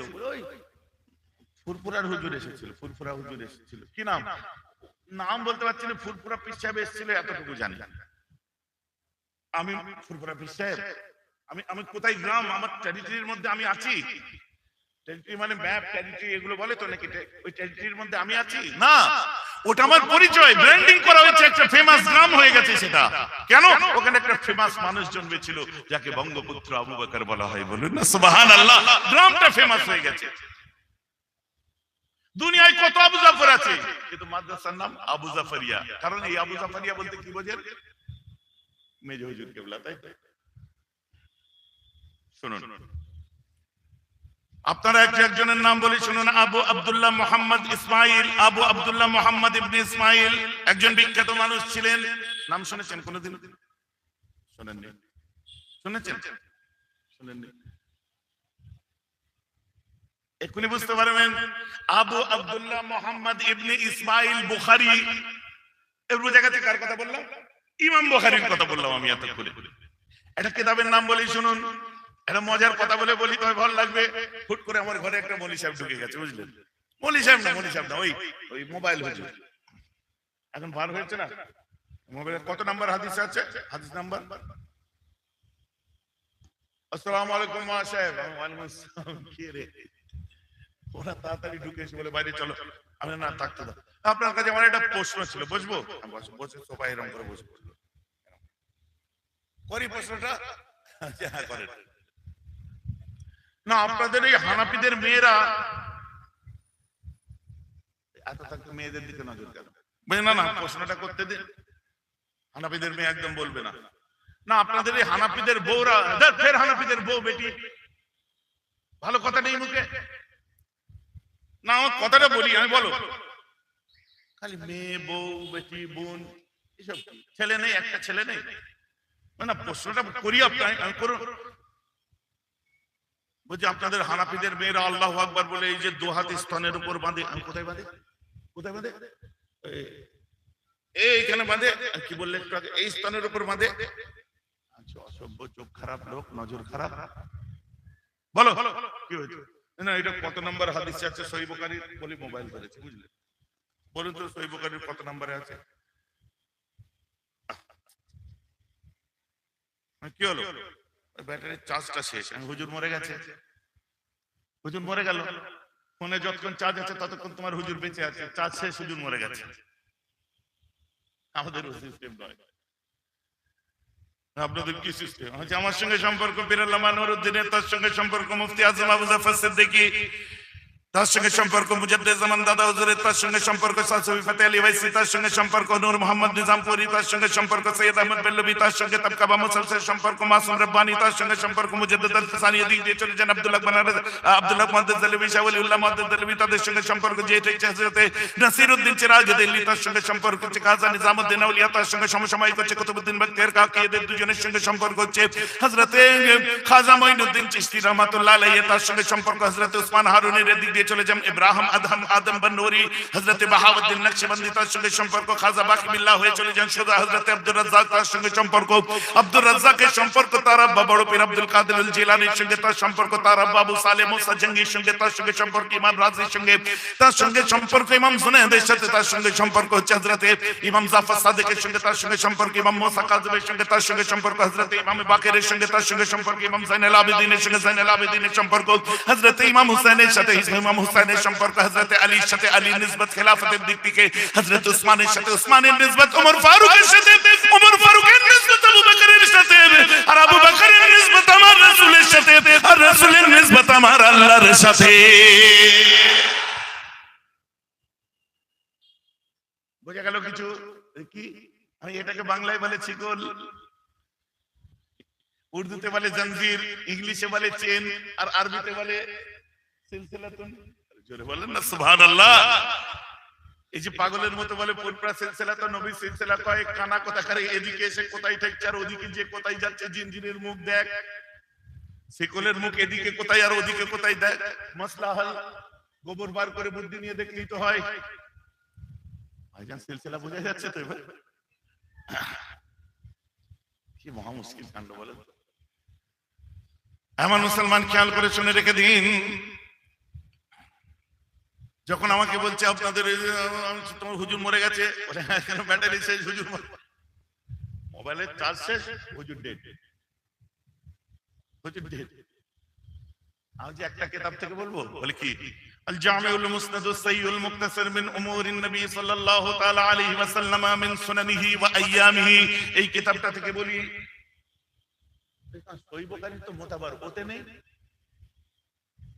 ভাই। এই কিতাবটার নাম শুনেছেন এর আগে? মাথা নাড়ছেন না? সুবহানাল্লাহ। এই দেখুন হুজুররা কি বলছে। হুজুররা বলছে এটা বুখারী শরীফের অরিজিনাল নাম। সকলে জোরে বলেন না সুবহানাল্লাহ। তাহলে বুখারী বলে কোনো কিতাব নাই, ব্র্যান্ডিং মোলাটের উপরে জেলদের উপরে লেখা আছে আর সহিহুল বুখারী। এক কথায় উজবেকিস্তানের যত বড় বড় শহর আছে সব শহরে কেউ না কেউ হাস্তি জন্মেছে। তেমন সামারকান্দ একটা শহর, বুখারা একটা শহর। এই বুখারা শহরে জন্মেছিলেন হযরত ইসমাঈল, যে ইসমাঈল সম্পর্কে অল্প বয়সে ইন্তেকাল করেছিলেন, যিনি হযরতে আব্দুল্লাহ ইবনে মুবারকের সঙ্গে দুবার হাত মিলিয়েছিলেন। এবং তিনি বলছেন আমার ইনকামের মধ্যে লাইসা মিন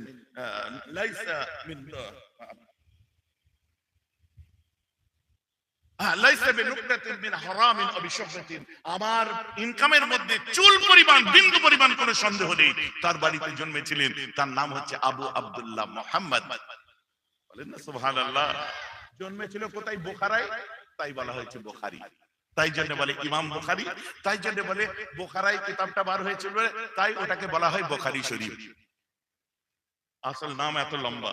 ও বলছে আমি যখন লম্বা করে বললাম নামটা, পুরোটা যখন শুনলাম, আল জামিউল মুসনাদুস সাইয়ুল মুক্তাসার মিন উমুরিন নবী সাল্লাল্লাহু তাআলা আলাইহি ওয়াসাল্লাম ওয়া সুনানিহি ওয়া আইয়ামিহি, আই মিন সুনানিহি ওয়া আইয়ামিহি।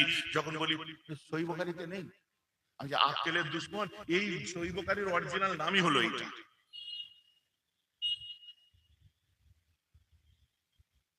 সহিহ বুখারীর অরিজিনাল নামই হলো এটা। বলতো মানে আমি তো একটা কথার উত্তর দিই, আমাদের হানাফিদের বউ বেটিদের এত জায়গা থাকতে তোর ওখানে চোখ গেল কেন? আগে তার উত্তর দে। কোথায়? আমি ওই যেখানে হাত বাঁধে ওইখানে তোর চোখ গেল কেন? চোখ খারাপ লোক, নজর খারাপ লোক, মেয়েদের সতরের দিকে চোখ যাই তোর, অসভ্য। আমার বউটাও তো বাঁধে, আমি তো নিজেরটা সামলাগে জানা, আমাদের বলে নিয়ে পড়েছিস কেন? নিজেরটা সামলাতে পারিস না? আগে নিজেরটা সামলে আয়, বলো ওখানে হাত বেঁধো না, অন্য জায়গায় বাঁধো, শরীর দেখা যায় যাক। মেয়েদের পর্দা মেয়েদের কাছে, ছেলেদের পর্দা ছেলেদের কাছে। আর একটা আলহামদুলিল্লাহ একটা মা বা বোন ফিলিং চেঞ্জ করবেন না, সে যদি আপনার হাত আমাদের মতো করে বাঁধে, যদি বোরকা পরিহিত অবস্থায়, তার তো শরীর ফুটে উঠবে। তখন আমার মাকে আমায় দেখতে ভালো লাগবে, তখন আমার বোনকে আমাকে দেখতে ভালো লাগবে না। তাই কি বলছি, যতটা সম্ভব, কারণ হাত কোথায় বাঁধবে এ সম্পর্কে কোন সহিহ হাদিস নেই। একটাই মাত্র সহিহ হাদিস পাবেন, সেটা হলো তাহতা সুররা, নাভির নিচে। এছাড়া একটাও সহিহ হাদিস দেখাতে পারবেন না। তাহাবী শরীফ গুলো মুসান্নাফ আবি শাইবার মধ্যে, আব্দুর রাজ্জাকের মধ্যে এসেছে। ভাই যে আমার কথা বুঝতে পারছেন? যারা ইমাম মালিকের ফলোয়ার, ইমাম মালিক কে ছিলেন? ইমাম আজম আবু হানিফা রাহমাতুল্লাহ আলাইহির ছাত্র, খাস ছাত্রদের মধ্যে একজন। যারা ইমাম মালিকের ফলোয়ার তারা আল্লাহু আকবার হাতই বাঁধে না, তখন কি হবে? হাতের মক্কা শরীফে যে দেখে আসেন অনেকে হাত বাঁধছেন, নামাজ চাচা নামাজ বাদ দিয়ে তার ওইদিকে দেখছি, তার গুঁতো মারছে। নামাজ পড়তে পড়তে কাবার সামনে নামাজটা যাবে, আবার ও মালিক কেউ বাঁধবে না, ওর বাঁধা সিস্টেম নয়।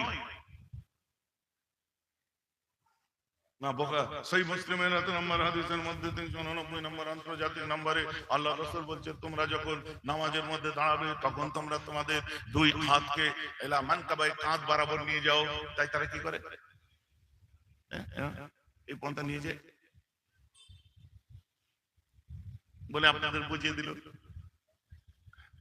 ওকে সঙ্গে সঙ্গে আমার সামনে বলে বলতাম, ওই হাদিসের 390 নম্বরে দেখো আল্লাহ রাসূল বলছে, তুমি যখন নামাজের তাহরিমা বাঁধবে ওই সময় তোমার হাতগুলোকে কান বরাবর নিয়ে যাও, আর কিবলার দিকে একটুখানি হাত, একটু কিবলার দিকে ফারাগত করো, ওর মধ্যেই পাবেন।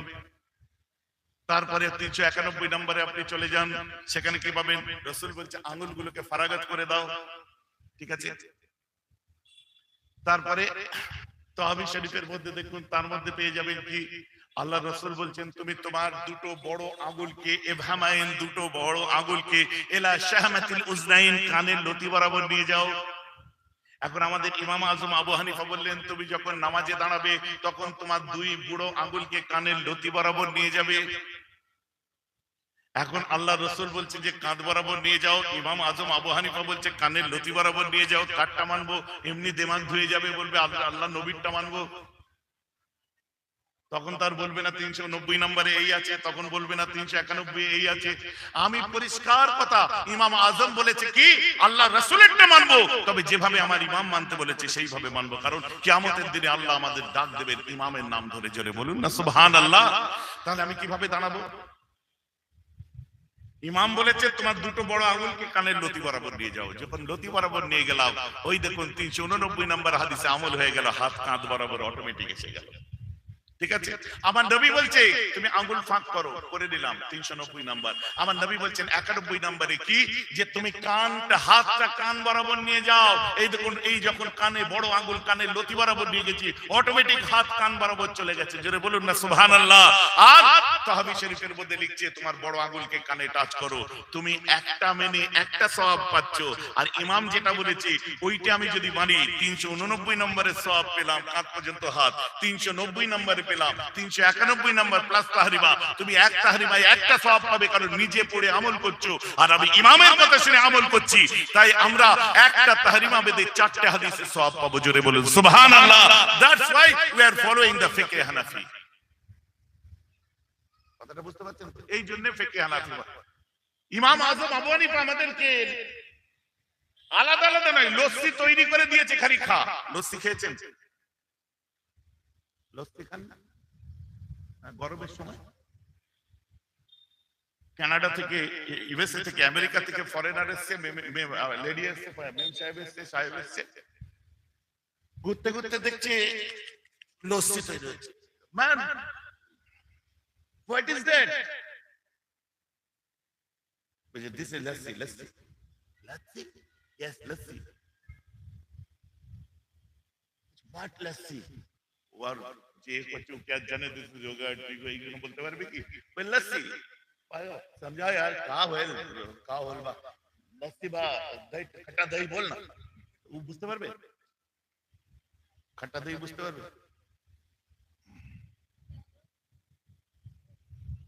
কি করে ফরেনার বলছে ওকে মেক দ্যাট, বলছে পুটিং খट्टा দই। Hadir, oh, this is cat. Yes, putting cat. Then 1 spoon. This. Oh, sugar. Okay. Chini dekhle সবাই চিনতে পারে। Sugar. হ্যাঁ। 1 spoon sugar. Then kali mirch. Oh, black pepper. Okay. Then little bit black pepper. Then little synthetic scent. Okay. Then cutting. Putting ice, পিও জান ঠান্ডা, খাইয়ে জান ঠান্ডা করে দিয়েছে। ও কি করেছে, বাজারে ঘুরে ঘুরে টক দই কিনেছে, চিনি কিনেছে, গোলমরিচের গুঁড়ো কিনেছে, সবকিছু কিনে 5 স্টার হোটেলে চলে গেছে। ম্যামকে বলছে, ম্যাম সাহেবকে বলছে, honey I will make lassi right now. Okay okay okay, come on do it first. ও বসেছে, বসে একটা পাত্রের মধ্যে দই দিয়েছে, চিনি দিয়েছে, সেন্ট একটু দিয়েছে, ব্ল্যাক পেপার দিয়েছে, হালকা বরফ দিয়েছে। ওর মাথায় নেই যে ওই যে ঘুটনিটা ছিল, ঘুটনি কেনা হয় না, ঘুটবে কি করে? তখন টিভিতে বাবা রামদেবের চ্যানেল চলছিল, পেটেই গুড়গুড় করে না, গুড়গুড় করে একটা রামদেবের চ্যানেল আছে, রামদেবের চ্যানেল চলছিল। ও দেখে ম্যাম বলছে, হানি সি দ্যাট পার্টিকুলার সেট, ওই তাকে দেখে চোপর দিকে বলছে, what is that? That Baba doing some yoga. Okay, you can try it. ও কি করেছে, দই, টক দই বই সব গিলে দিয়ে পেটে এবার এরকম করছে। What are you doing, honey? বলছে making lassi inside my belly. পেটের মধ্যে আমি এখন লস্যি তৈরি করছি। আমার আলাদা করে দই লাগবে না, নিজে পড়ে আমল লাগবে না, ইমাম আজম আবু হানিফা তৈরি করে দিয়েছে, সেটা মেনে চলো, খাঁটি জিনিসটা পেয়ে যাবে। বলুন না সুবহানাল্লাহ। কথাটা আমার বোঝা গেছে না যায়নি? আলাদা আলাদা করে কতক্ষণ নেব? ওইভাবে যদি আপনি নেন, আল্লাহ রাসূল বুখারী সহিহ হাদিসের মধ্যে বলছেন, বুখারী খুলুন, তারকুল উযু মিম্মা মাসাতাহুন নার, উযু করে যদি গরম জিনিসে হাত দাও তোমার উযু নষ্ট হয়ে যাবে। এখন উযু করে গরম চা খাওয়া যাবে? বুখারীর হাদিস। ওই জন্য চা দাওনি, ওই জন্য চা দাও, ফের দিতে হবে। তাহলে ধরো হাদিসটা শেষ পর্যন্ত এখন বুঝিয়ে বলে ওই হুজুর গরম চা খাওয়া যাবে না বলতে দেবে না, শুনে যান। এখন আপনি আল্লাহ রাসূল বলেছে পরিষ্কার হয়ে গেছে, মানুন গরম ভাত গরম চা গরম কিছু খাওয়া যাবে না, কারণ আমার রাসূল বলছেন তারকুল উদু মিম্মা মাসাতাহুন নার, কিছুই খাওয়া যাবে না। ওই হাদিসটাও সহিহ, কিন্তু মুহাদ্দিসিনরা নকদ করতে আরম্ভ করলেন। অনেক পরে আমার রাসূল বললেন ওয়া আখিরুল আমরাইন তারকুল উদু মিম্মা মাসাতাহুন নার, আল্লাহ রাসূল শেষে একটা হুকুম দিলেন, এখন গরম জিনিস খাও তোমার ওযু নষ্ট হবে না। তো একদল দুটোই সহিহ, হাদিসের নিরিখে দুটোই সহিহ হাদিস। একদল খাবে না যেহেতু নবী বারণ করেছে, একদল খাবে কারণ নবী হুকুম দিয়েছে। এখানে হচ্ছে হাদিসের উসুল বলছে কি, যে একই বিষয়ের উপরে শেষ হুকুম যেটা আছে ওটাই এস্টাবলিশড হবে, আর প্রথম হুকুম যেটা ওটা মনসুখ হয়ে যাবে, রহিত হবে। তাই হাদিস বুঝতে গেলে নাসিখ মনসুখের জ্ঞান রাখতে হবে। এই যে আমার কথা বুঝতে পারছেন তো? তাহলে প্রথমটা রহিত হলো। তো হাদিসের ক্ষেত্রে বহু হাদিস যেমন আছে, হাদিসের ক্ষেত্রে সেটা সহিহ, পর্যালোচনা করে দেখুন, কিন্তু সেটা মনসুখ হয়েছে, ওটা রহিত হয়েছে, কারণ পরবর্তীতে আরো অন্য হাদিস এসে গেছে।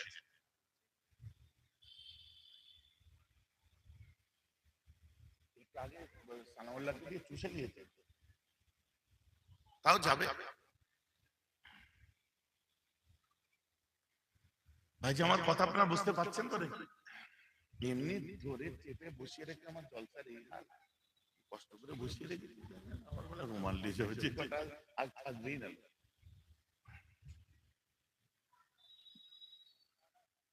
তাই জন্য আমার কথা বুঝতে অসুবিধা হচ্ছে আপনাদের। এই আলোচনাগুলো মাথায় রাখুন আপনি। তো ফুরফুরা সিলসিলা সারা পৃথিবীতে নেই, যেমন বুখারী শরীফের অরিজিনাল নাম আছে, তো ফুরফুরা সিলসিলার অরিজিনাল নাম আছে।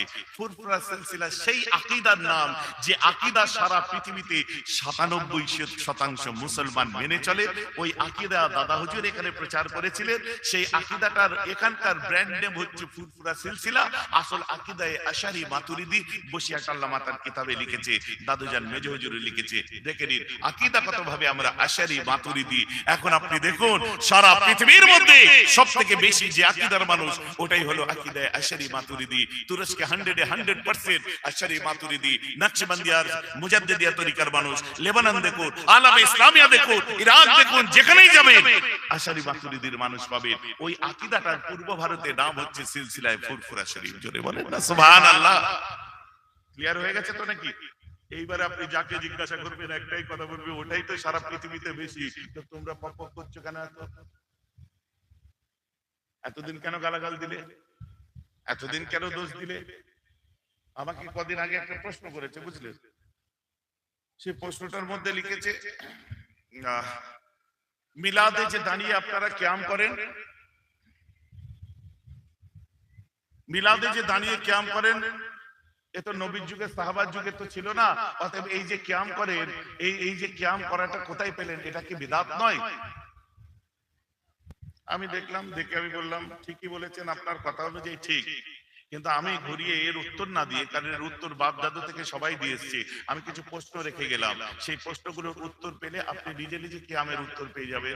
যেমন 6 উসুলের তাবলীগ জামাত কোরআনে নেই, হাদিসে নেই, নবী কোনো 6 উসুলের তাবলীগ করেননি, এটা কোথায় পেলেন?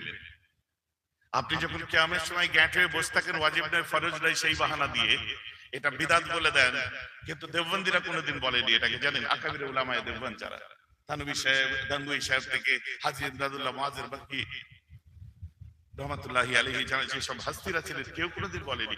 এই উটকো চুটকো কিছুদিন এসে ওহাবিদের সাথে মিলে, আহলে হাদিসদের সঙ্গে মিলে তাদের মতো করে কথা বলতো, এরাই বলতো। এখন বলে আমাদের এক হয়ে চলা দরকার, উলামারা বলছে, কিন্তু কিছু ডাবচোর এমন বার হয়েছে সব রণে ভঙ্গ দিচ্ছে। কথা বুঝতে? আর আমরা যে কিয়াম করি, আসলে শুনে নিন, আমরা যে কিয়াম করি এ ওয়াজিব ফরজ কিচ্ছু নয়, রাইট? তো এক্ষেত্রে যারা কিয়াম করে না তারা বাহানা দেয় কি, দাদা হুজুর তো ওসিয়তনামার মধ্যে বলেছে এটা ওয়াজিব নয়, ফরজ নয়, দাঁড়ালে সব, না দাঁড়ালে গুনাহ নেই, এটা আপনার মানে করা জরুরি নয়, দাদা হুজুর বলেছে। আরে এক্ষেত্রে আপনি দাদা হুজুরেরটা শুনলেন কেন? আপনি তো পরিচয় দিচ্ছেন আপনি দেওবন্দের, তো আপনি তাবলীগ করেন, আপনি শুনলে আশরাফ আলী থানভী সাহেব রাহমাতুল্লাহটা শুনুন, কারণ তিনি আত-তাবলীগের মধ্যে, আত-তাবলীগ কি থানভী সাহেবের মুসলসল বক্তব্য যার মধ্যে লেখা হতো, তার মধ্যে থানভী সাহেবকে প্রশ্ন করা হচ্ছে কি, হুজুর कई जगह देखा जाता है मिलाद में कोई खड़े होकर सलाम पढ़ते हैं तो कोई उसे मना भी करते हैं। आपका राय क्या है? थानवी साहब उत्तर দিচ্ছেন কি জানেন? বলছে মিয়া मैं देवबंदी अशरफ अली कह रहा हूँ। फुरफुरा वाले भी बल्कि मैं देवबंदी अशरफ अली कह रहा हूँ। सिर्फ मिलाद में क्यों, जब रिज़अत के बयान हो तब भी खड़ा हो जाओ, जब मेराज के बयान हो तब भी खड़ा हो जाओ, जब नाते रसूल पढ़ना तो खड़े होकर पढ़ना, यहाँ तक कि लब पे मोहम्मद के नाम आते वक्त खड़ा हो जाना। और मिलाद में तो गाबगा खड़े हो सकते, कौन मना करेगा? बोलून ना सुभान अल्लाह। যদি না বুঝতে পারেন আমার সঙ্গে বসুন, সচককে আর তাবলীগ পত্রিকা 47 থেকে 52 আমার কাছে রাখা আছে, কালেকশন করে দেখিয়ে দেবো। আমার দাদু বইও লিখেছে তার উপরে। এই যে আমার কথা বুঝতে পারছেন? এখন দাদা হুজুর বারণ করেছে বলে তুমি উঠছো না। থানভী সাহেব বলছেন নবীর নাম মুখে এলি দাঁড়িয়ে পড়ো, তো তুমি এক্ষেত্রে ফুরফুরার সঙ্গে পীড়িত করে নিজেরটাকে তালাক দিলে কেন? আগে তার জবাব দাও। যেন আমার কথা বুঝতে অসুবিধা হচ্ছে, এক্ষেত্রে তুমি তোমারটা শুনতে পারবে। আরে আমাদের তো বলাই আছে যেখানে দাঁড়িয়ে সালাম পড়ার রেশম নেই, তুমি কোন একটা জায়গায় গেছো, যে দাঁড়াচ্ছে না ওইখানে যে পাকামো করে তোমায় দাঁড়াতেও হবে না। আর যেখানে দাঁড়াবার পরিস্থিতি আছে, পরিবেশ আছে, সবাই দাঁড়ালে তুমি দাঁড়াও, অসুবিধা নেই। সেটাও একটা আদব। এরকম তো তাশাদ্দুদ নেই আমাদের। দেওবন্দের বড় বড় আলেমকে ফোন করেছে, আমি তো রেকর্ডিং শুনে হাসছি, বুঝলেন? আমরা যে কথা বলি ঠিক ওই কথাটাই তারা বলেছে। বলেন না সুবহানাল্লাহ। এই সমস্ত ফিতনাবাজ ধোঁকাবাজদের থেকে অন্তত ঈমান গন্ডগোল হয়ে যাবে। কথা বুঝতে পেরেছেন? আপনি যদি দেওবন্দের হয়ে থাকেন, আকাবিরিনদেরকে আপনি দেখুন, বর্তমান উলামায়ে মুতাআখিরিন যারা বুজুর্গ তাদেরকে দেখুন, তাহলে তার ফিতনা তৈরি হয়নি। সূরা কমিটির রঙে না রঙে আপনি আলেমদের রঙে রঙে কথা বলুন, যেহেতু স্টেজে উঠে বক্তব্য দিচ্ছেন। কোন তাশাদ্দুদ নেই, ঝামেলা নেই। কত দেওবন্দি উলামা তারা দরবার শরীফে আসে, বসি, কথা বলি, আলোচনা হয়, কিতাবি আলোচনা দীর্ঘক্ষণ, পুরনো দিনের তাদের কথাগুলো তারা বলে, আমরা আমাদের গুলো যখন বলি। দেওবন্দের মোহতামিম সাহেব যিনি এসেছিলেন, কথা বুঝতে পারছো না?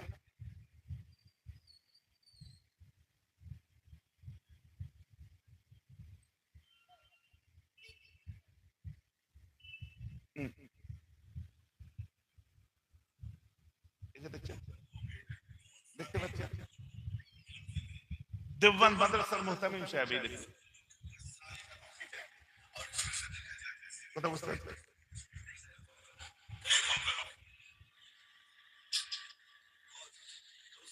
এই দেখুন,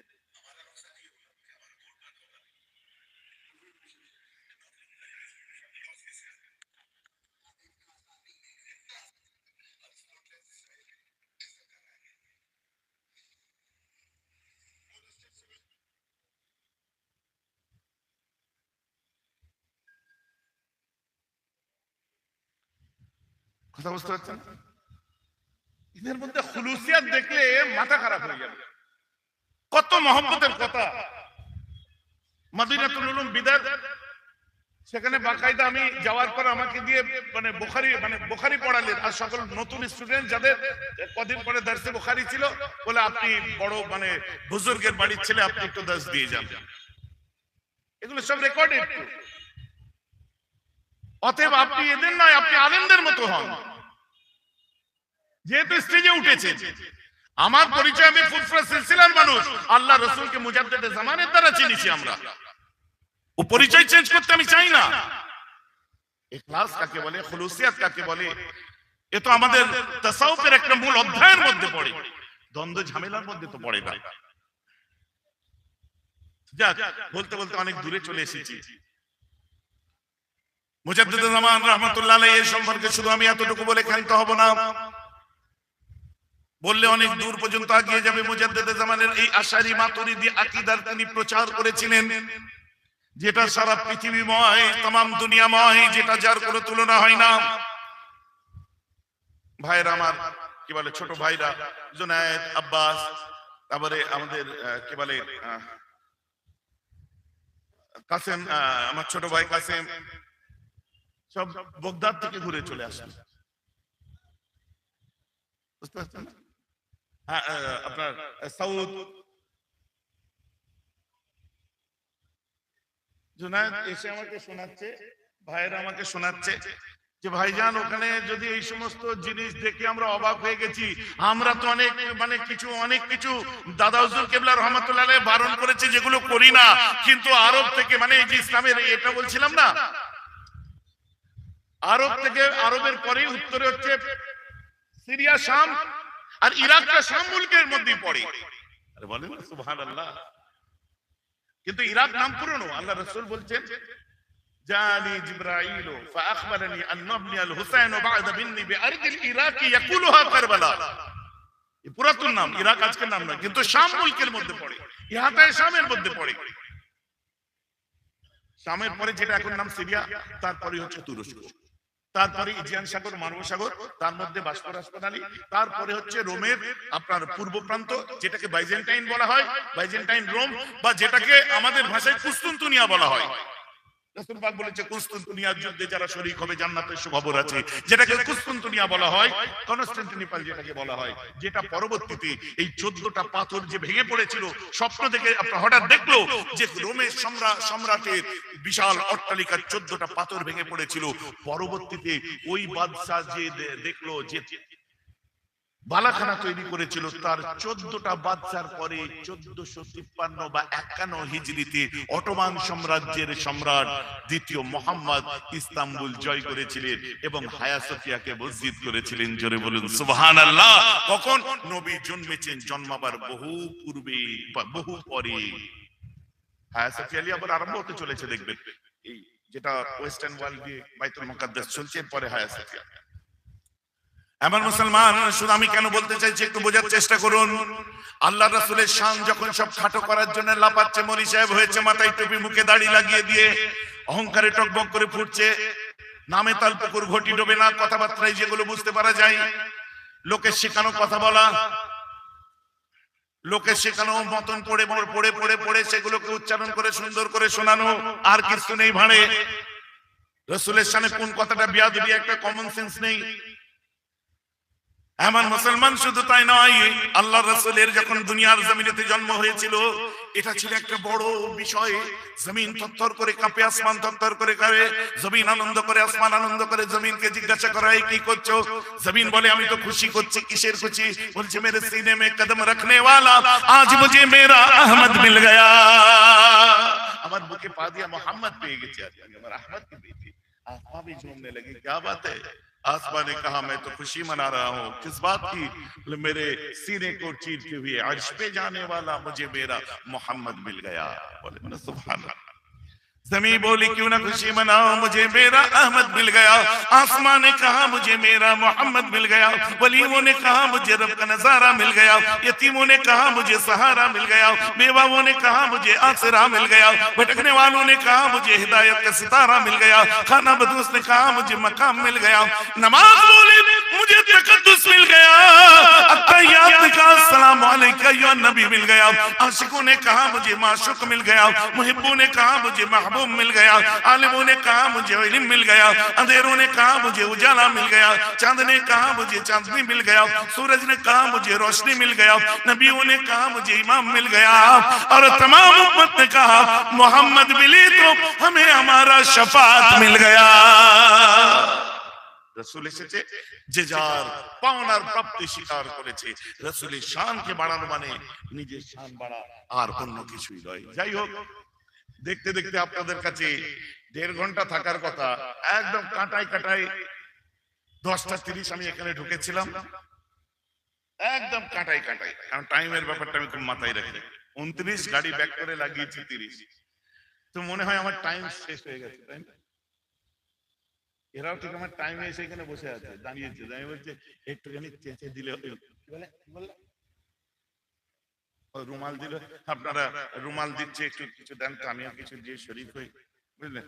এলে রুমাল দাম, রুমাল দিউনি, আবার পয়সা লেগে ঘাড়ে দেবে, ঘাড়ে ঘা হবে। দাও দাও দাও, ঘা হবে না। যদি পকেটে কিছু থাকে, আল্লাহ রাসূলের ঘরে সবাই মিলে একটু দিয়ে শরীক হন। এখন আপনাদের কাছ থেকে আমি বিদায় দিচ্ছি, আমার জন্য দোয়া করবেন। প্রায় 12:30 হতে চললো, তাই তো নাকি? ঠিক আছে, আবার ইনশাআল্লাহ আল্লাহ মওকা দিলে কোনো দিন আসবো, এসে আলোচনা করা যাবে। আমার ভাইদের সঙ্গে অনেকদিন পর দেখা হচ্ছে, মাঝে মধ্যে দেখা সাক্ষাৎ হয়। আসলে কি বলেন তো, ফুরফুরা শরীফে গেলে আমার বেরোনো হয় না, বাইরে আমি কয়েকটা বেরোই না। এই যে কমপ্লেন করছে অন ক্যামেরা এতগুলো, 1 2 3 4 5 6 7 8 9 10 11 12 13 14 15 16 17 18 19 20 21 22 23 24 25 26 27 28 29 30 31 32 33 34 35 36 40 41 42 43 44 45 46 47 48 টা পেছনে একটা 50, পুরো হাফ সেঞ্চুরি 50টা ইউটিউবারের সামনে। I appreciate that. হ্যাঁ, 2 ঘন্টা বসে চলে এসেছি। আমি এটাই বলতে চাচ্ছি, যখন যাবেন আমাকে একটা ফোন করে আপনারা যাবেন, কারণ আমি ওই যাকে টাইম দিই একটু কথা বলার সুবিধা হয়, তা নাহলে অসুবিধা হয় আমার জন্য।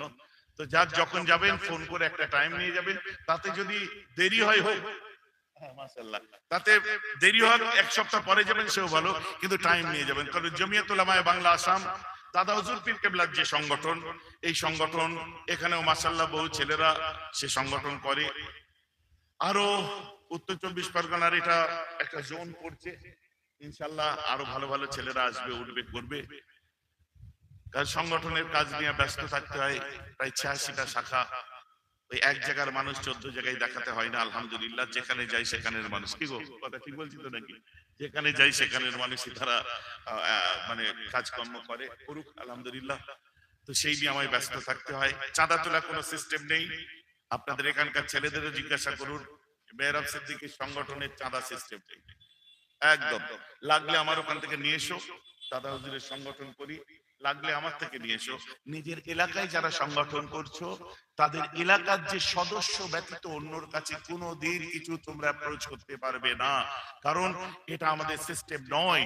তোমরা সদস্যরা 100 সদস্য ফিস দিয়ে কাজ করলে সারা বছরে অনেক কাজ করতে পারবে, ঠিক আছে তো নাকি? আর তোমার যে সদস্য ফিজের 4 আনা পয়সা ফুরফুরাই যাবে না, যেখানকার টাকা সেখানে খরচা হবে। যাকগে, অনেক টাকা দিয়েছে মাশাআল্লাহ, আচ্ছা আলহামদুলিল্লাহ, ঠিক আছে। আবার আমার হুজুর এসে গেছেন, ওয়াজ করবেন, ফের লাস্টে আবার চাচা হবে, বুঝলেন? ঠিক আছে, তৈরি থাকেন, এখন আমি বিদায় দিই একটু। হ্যাঁ হ্যাঁ, চা খাওয়ার জন্য এখন দিয়েছে, লাস্টে দেবেন। আর মাছের জন্য খিচুড়ি হয়েছে, আমার গাড়িতে একটু খিচুড়ি দিয়ে দাও, তাবারুক তাবারুক হিসাবে আমি খিচুড়ি দিয়ে যাবো। ওইটা নিয়ে চলো, তাই নিয়ে চলো, একটুখানি গাড়িতে দিয়ে দাও। আমি মিলাদের তাবারুক নিয়ে যাব। কেন বললাম অন ক্যামেরা, আমি বললাম মিলাদের তাবারুক নিয়ে যাব। আর ওই মারদুদ গুলোকে বলে দিই, খবরদার এটাকে কোনো প্রসাদের সাথে তুলনা করবে না।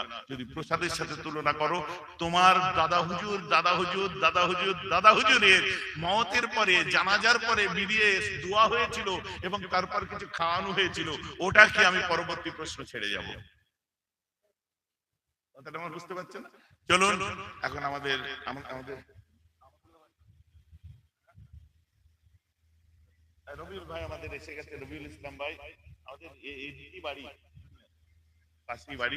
মাশাআল্লাহ খুব সুন্দর ওয়াজ নসিহত করেন, বড় মহব্বতের মানুষ আমাদের। আল্লাহ ওদের হায়াত দারাজ করুক। আমার জন্য দোয়া করবেন, আপনাদের জন্য দোয়া করি। কারণ আপনাদের, আমি জানি না আমি ঠিক বলছি কিনা, কোন সময় হয়তো এই মাদ্রাসার জলসায় এসে আপনাদের বলে গেছিলাম, আব্বা ইন্তেকালের আগে কি বলে গেছিলেন, যে আমাদের মুরিদরা, মনে আছে তো নাকি? এই জলসাই সম্ভবত। হ্যাঁ, হ্যাঁ, হ্যাঁ। তো সেই সম্পর্ক আপনাদের সঙ্গে ভালোবাসন, দিল দিয়ে মন দিয়ে, পয়সা দিয়ে বাঁচতে যাবেন না, ফকির হয়ে যাবেন। কারণ হাতের থেকে বড় পেট হচ্ছে ওদের, আমাদের না। কথা বুঝতে পারছেন? হ্যাঁ, দাদু বলতেন, আব্বাও বলতেন, মহব্বত করো দিল দিয়ে মন দিয়ে, পয়সা দিয়ে মহব্বত মাপতে যেও না।